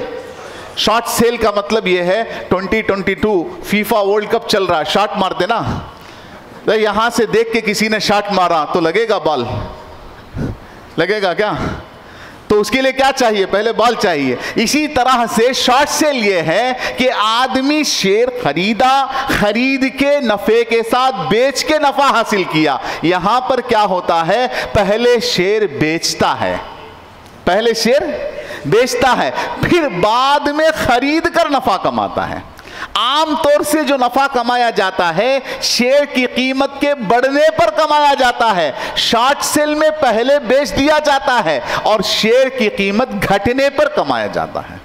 मिसाल के तौर पर मैंने एक 100 रुपए का 10 शेयर खरीदा, मुझे नफा कब होगा? जब 100 रुपए के शेयर की कीमत 100 के बजाय 110 हो गई तो मुझे नफा होगा। अब मैंने क्या किया? शॉर्ट सेल में क्या करते हैं लोग कि कहते हैं कि मैंने रिलायंस के 10 शेयर बेच दिए। शेयर बाजार का सिस्टम भी आपको क्या करेगा? वो जो ये होता है ना ट्रेडिंग अकाउंट, उसमें भी इंदिराज हो जाता, हाँ आपने बेच दिया, हाँ आपने बेच दिया। भाई किसको बेचा? किसको बेचा? भाई बेच दिया। बेचना जायज है? क्यों? है ही नहीं, किसको बेचेगा? अब सवाल यह है ही नहीं तो फिर इंडियन गवर्नमेंट कैसे इजाजत देती है? बेचना मुमकिन कैसे है? भाई हमारा मुल्क हिंदुस्तान है, हम कोई अरबस्तान में या सहाबा के दौर में थोड़ी बैठे हैं, उनका काम ही पैसा बनाना है। वो लोग कहते हैं कि भाई अपनी किस्मत आजमाओ। ये जो शातिर किस्म के लोग होते हैं ना, ताजिर, हाँ हजरत शॉर्ट सेलिंग तो जायज़ नहीं है, लेकिन दूसरे में उलमा को सरा समझ में नहीं आता। ये सिर्फ क्यों उलमा को समझ में आया? यहाँ क्या करते हैं? किसी ने पूछा मुर्गी पहले आया अंडा पहले आया? यहां क्या करते हैं? पहले बेच देते हैं। मिसाल के तौर पर रिलायंस के 10 शेयर मैंने बेच दिया। कितने में बेचा? 100 रुपए में। जैसे ही 90 रुपए होगा फौरन खरीद लूंगा। यहां पर ना बेचने वाले का मकसद बेचना होता है, ना खरीदने वाले का मकसद खरीदना होता है, बल्कि सिर्फ शाम में उसके फर्क को बराबर कर लिया जाता है। मिसाल के तौर पर मैंने फर्ज किया, मैंने इंदिराज किया कि मैंने रिलायंस कंपनी के एक शेयर की कीमत मसलन 100 रुपये है, मैंने 10 शेयर बेच दिए, आपका इंदिराज भी हो गया। अब शाम में क्या हुआ कि उस रिलायंस शेयर की कीमत 110 हो गई। जैसे ही 110 होगी तो वापस क्या करेगा? खरीदेगा। मतलब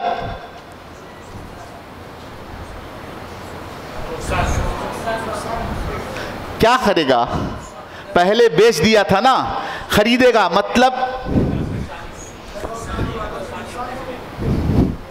मतलब ये है कि खरीदेगा वरीदेगा नहीं, 100 रुपये एक्स्ट्रा जमा करेगा 100 रुपये एक्स्ट्रा जमा करेगा। अब वही सिनारियो में देखें, 100 रुपये में मैंने बेच दिया, अब शाम में 90 रुपये हो गया, खरीद लेगा। क्या मतलब कि शेयर बाजार का सिस्टम आपको हदिया करेगा 100 रुपये। ये होता है शॉर्ट सेल। इसी तरह से एक और सेल है, बहुत सारे उलमा भी माशाअल्लाह इसमें हैं और जायज़ भी होना चाहिए। कौन सा है वो? इंट्राडे सुना है क्या? क्या है इंट्राडे? रोजाना शाम होने से पहले बेच दो, जायज़ है नहीं जायज़ है?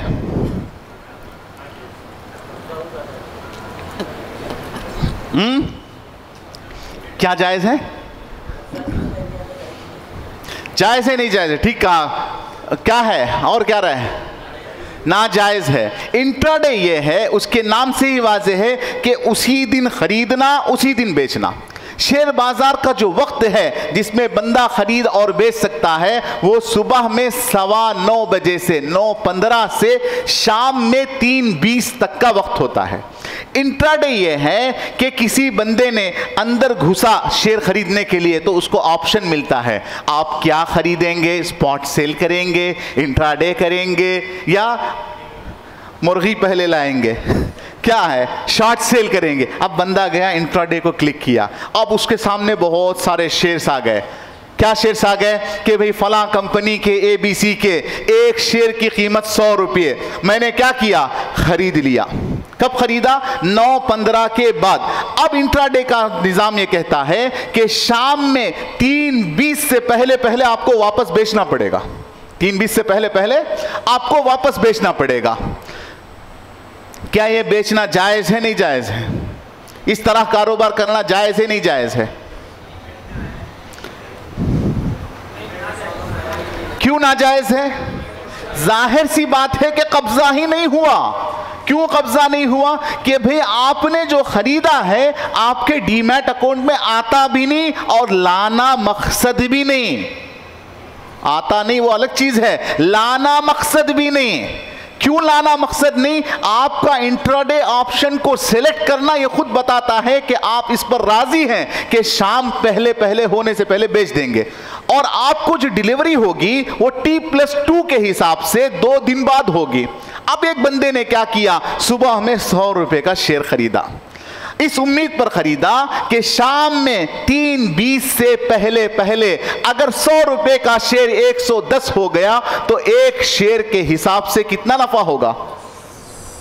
जैसे ही 110 हुआ फौरन दबाता है बटन, दबा के करता है भाई मैंने बेच दिया, माशाल्लाह। अब इत्तिफाक से ऐसा हुआ, क्या हुआ कि भाई शेयर खरीदा, खरीद के जोहर की नमाज में 4 रकात सुन्नत भी पढ़ा, तहज्जुद का सवाब है।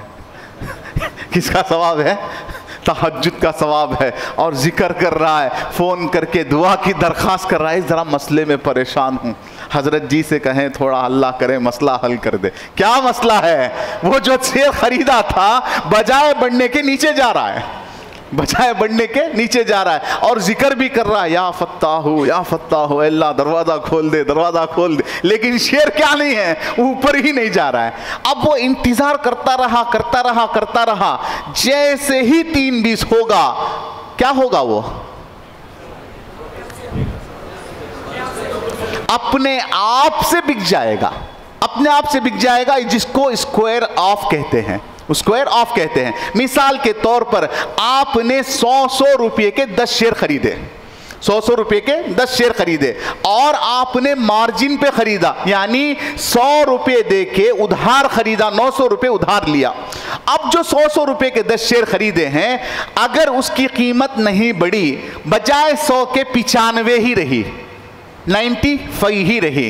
अब 95 होते होते बनने का नाम ही नहीं ले रहा है। कैंडलस्टिक कहते ना, ये हजरत खास तौर से देखते रहते, ऊपर बत्ती जा रही है, नीचे बत्ती आ रही, बत्ती ऊपर उठने का नाम ही नहीं ले रही है। तो क्या हुआ, 3-20 जैसे ही होगा आपका शेयर खुद ब खुद बिक के, अगर एक एक शेयर 5-5 रुपए कम बिका है तो 50 रुपए आपके पकड़ लेगा, बकिया कितना देगा, 50 वापस करेगा। ये होता है इंट्राडे। अब ये इंट्राडे करना जायज़ है कि नहीं जायज़ है? क्यों ना जायज़ है? कब्जा नहीं होता। दूसरा जी,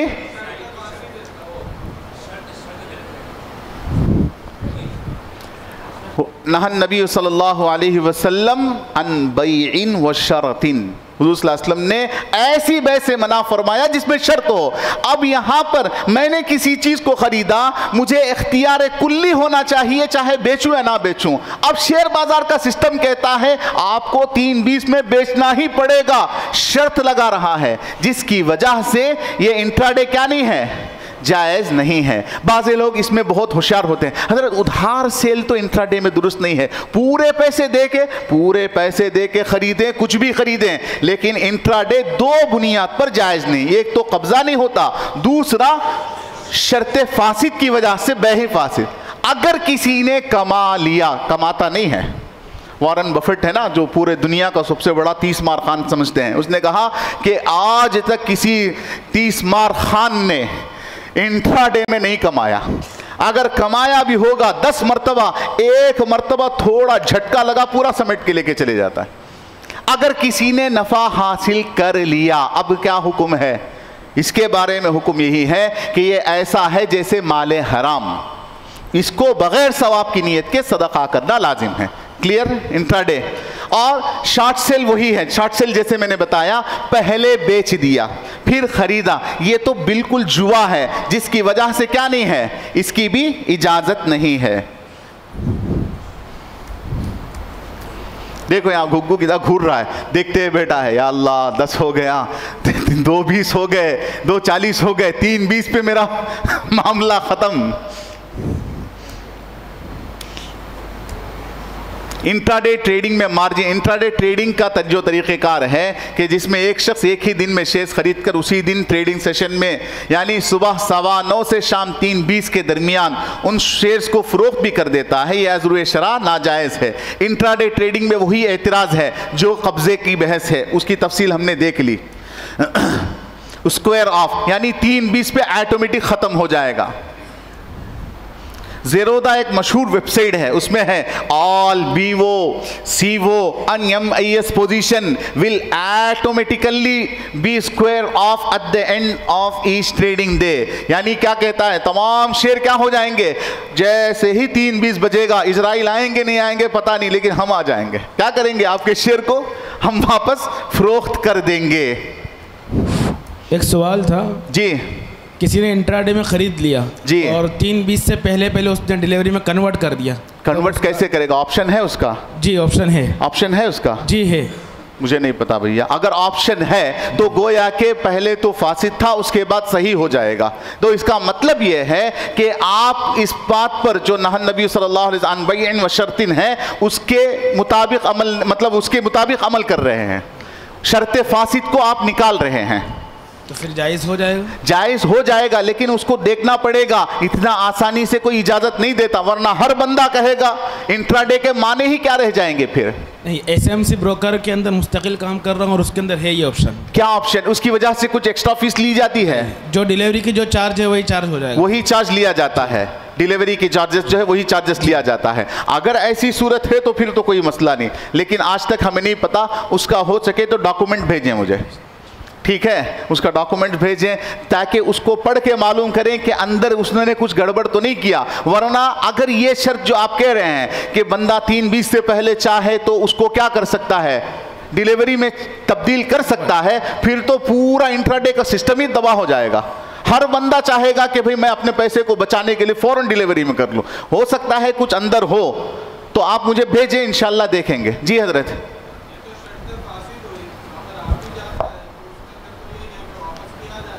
वापस बै को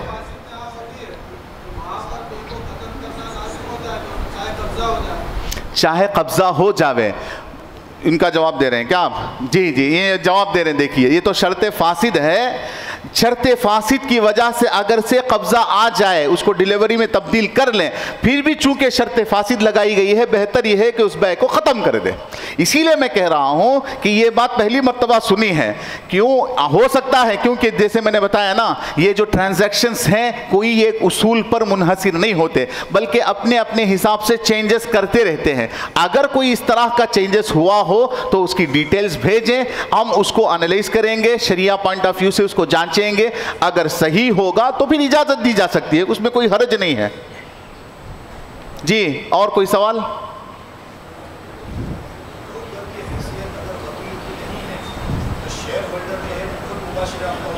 जी,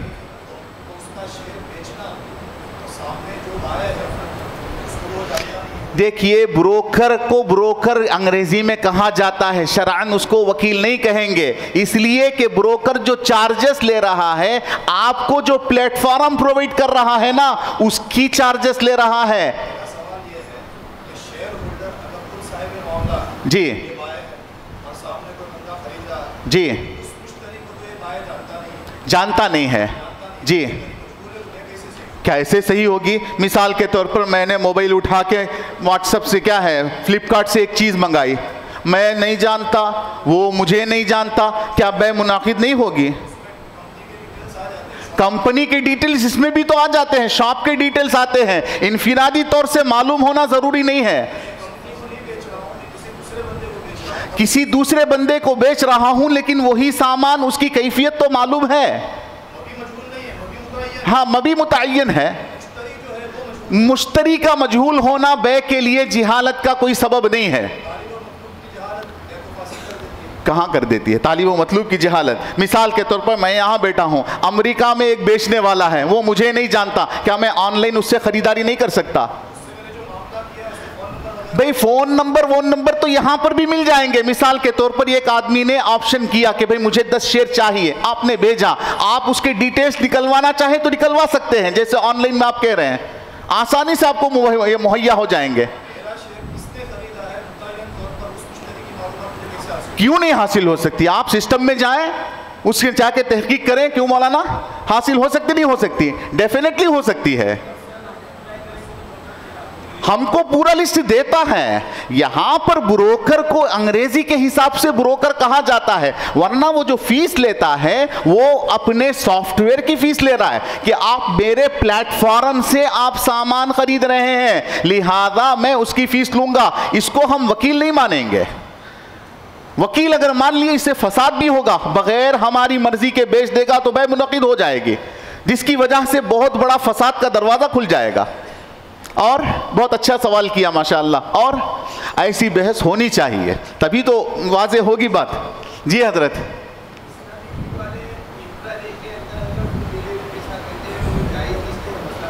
फुल डिलीवरी के साथ, डिलीवरी का मतलब क्या है?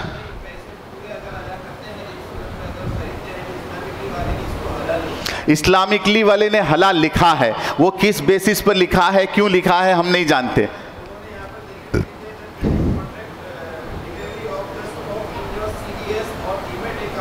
हाँ, डीमैट अकाउंट, इसका मतलब ये है, हाँ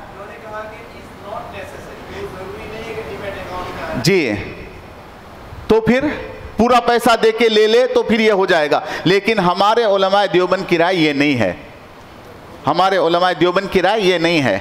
हो सकता है उनके किसी शरिया स्कॉलर ने, क्योंकि यूके बेस्ड कंपनी है ये, किसी इनफिरादी तौर पर कह दिया हो। और जैसे मैंने खुद कहा कि बाज़े लोगों का ख्याल है इंट्राडे ट्रेडिंग में पूरा पैसा देकर खरीदें तो फिर जायज़ हो जाएगा। कैसे जायज़ हो जाएगा? चलिए कब्ज़ा अदम कब्ज़े का सवाल अलग रखें, लेकिन फिर शर्त फासिद तो पाई जाती है, शर्त फासिद तो पाई जाती है कि भाई 3-20 में आपका इख्तियार क्यों ख़त्म होता है?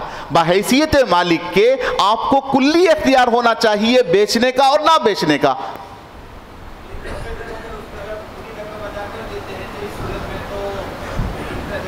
हरगिज नहीं। इंट्राडे का मतलब ही यह है कि T20 पे स्क्वायर ऑफ हो जाएगा।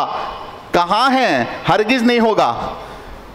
आप चाहे कुछ भी दें, आप चाहे टोटल अमाउंट दें, यहां पर ब्रोकर हजरात आपको खींचने के लिए, आपको मुब्तला करने के लिए मार्जिन दे रहे हैं, और इंट्राडे के लिए मार्जिन के साथ ही खरीदना कोई शर्त भी नहीं है, आप फुल अमाउंट दे के खरीदें। लेकिन इंट्राडे के अंदर जैसे है, automatically be squared off at the end of each trading day. आप एक हिसाब से मान लें कि भाई इस बहस को हटा के रख दो, किसको, कि भाई डीमैट वीमैट सब अकाउंट हटा के रख दो। लेकिन यहां ये क्यों हो रहा है? ये खुद ऐसी शर्त है जो बता रही है कि बाय की मिल्कियत नहीं आई, बाय की मिल्कियत नहीं आई, मुश्तरी खरीदार की मिल्कियत नहीं आई, तो फिर वो बेच कैसे सकता है?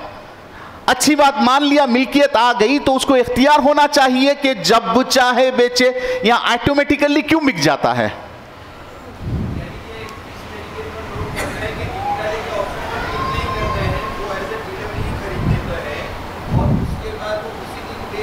ये दुरुस्त नहीं है, उसकी जो तफसील सुबह से बताई गई, इसलिए कि इससे स्पेकुलेशन का दरवाजा खुलेगा, सट्टे का दरवाजा खुलेगा।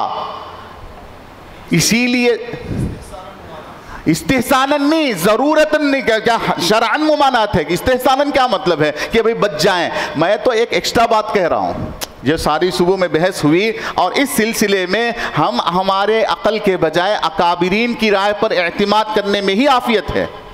हज़रत मुफ्ती महमूदुल हसन साहब गंगोही रहमतुल्लाह अलैह का हमने अपने असातिज़ा से सुना, मुफ्ती ताहिर साहब वगैरह से, कि भाई जब कोई ऐसा मसला हो जिसमें हलाल हराम मुख्तलिफ हो, राय इख्तिलाफ हो, तो फिर ऐसी सूरत में अपने अकाबिर को लाजिम पकड़ लो, उसमें हमारी आफियत है।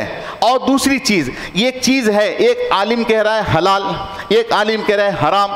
अब दोनों के हलाल और हराम कहने की वजह से अब हराम को इख्तियार करना औला है या हलाल को इख्तियार करना औला है? किसको इख्तियार करेंगे? क्यों मामलात की बहस है, ये कोई खेल नहीं है। वरना हम लोग अगर एक जर्रा देंगे ना, आवाम तो हाथ पकड़ लेगी। इसके लिए हरगिज नहीं, भाई इसमें क्या कमा लेगा, प्रैक्टिकली कमाता भी नहीं है, आप क्यों खामखा। और लोग इसमें लगा के सुबह में उठते हैं दीवाने की तरह से, लेके बैठ जाते हैं 24 घंटा घूरते हुए, बढ़ रहा है, घट रहा है, बढ़ रहा है, घट रहा है, क्या है, हार्ट पेशेंट होके मर जाते हैं जल्दी। जी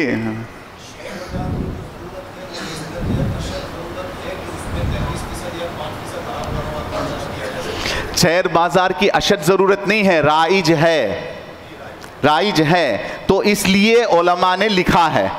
ये सवाल आप मुफ्ती तकी उस्मानी साहब से करें, मैं तो अपनी जेब से तो एक बात भी नहीं कहा। ये जो 33% वगैरह का दारुल से कर ले, ठीक है, तो ख़त्म कर लें, 12 हो गया। अब दोपहर का जो सेशन है जी, BTS क्या है? बाय टुडे क्या है? वो शेयर्स में कैसे कर सकते हैं? आप खुद बताएं, आपकी क्या राय है? मैंने शेयर आज ख़रीदे, शाम तक मेरे ईमेल अकाउंट में उसकी प्रोफाइल आ जाती है जी, तो कल अगर मैं उसको बेचना चाहूँ तो बेच सकता हूँ। आपकी क्या राय है? नहीं, पूछना चाहता हूँ। नहीं, मैं आपसे पूछ रहा हूँ, आपकी क्या राय है? अभी आपने समझा, उसके एतबार से कब्ज़ा नहीं हुआ, डीमेट के एतबार से। लेकिन अगर कोई बंदा इस तरह कर रहा है तो किस तरह? जब उसूल बता दिया, उस उसूल पर सारे मसाइल मुतफर्रे होंगे, ठीक है। और ठीक है।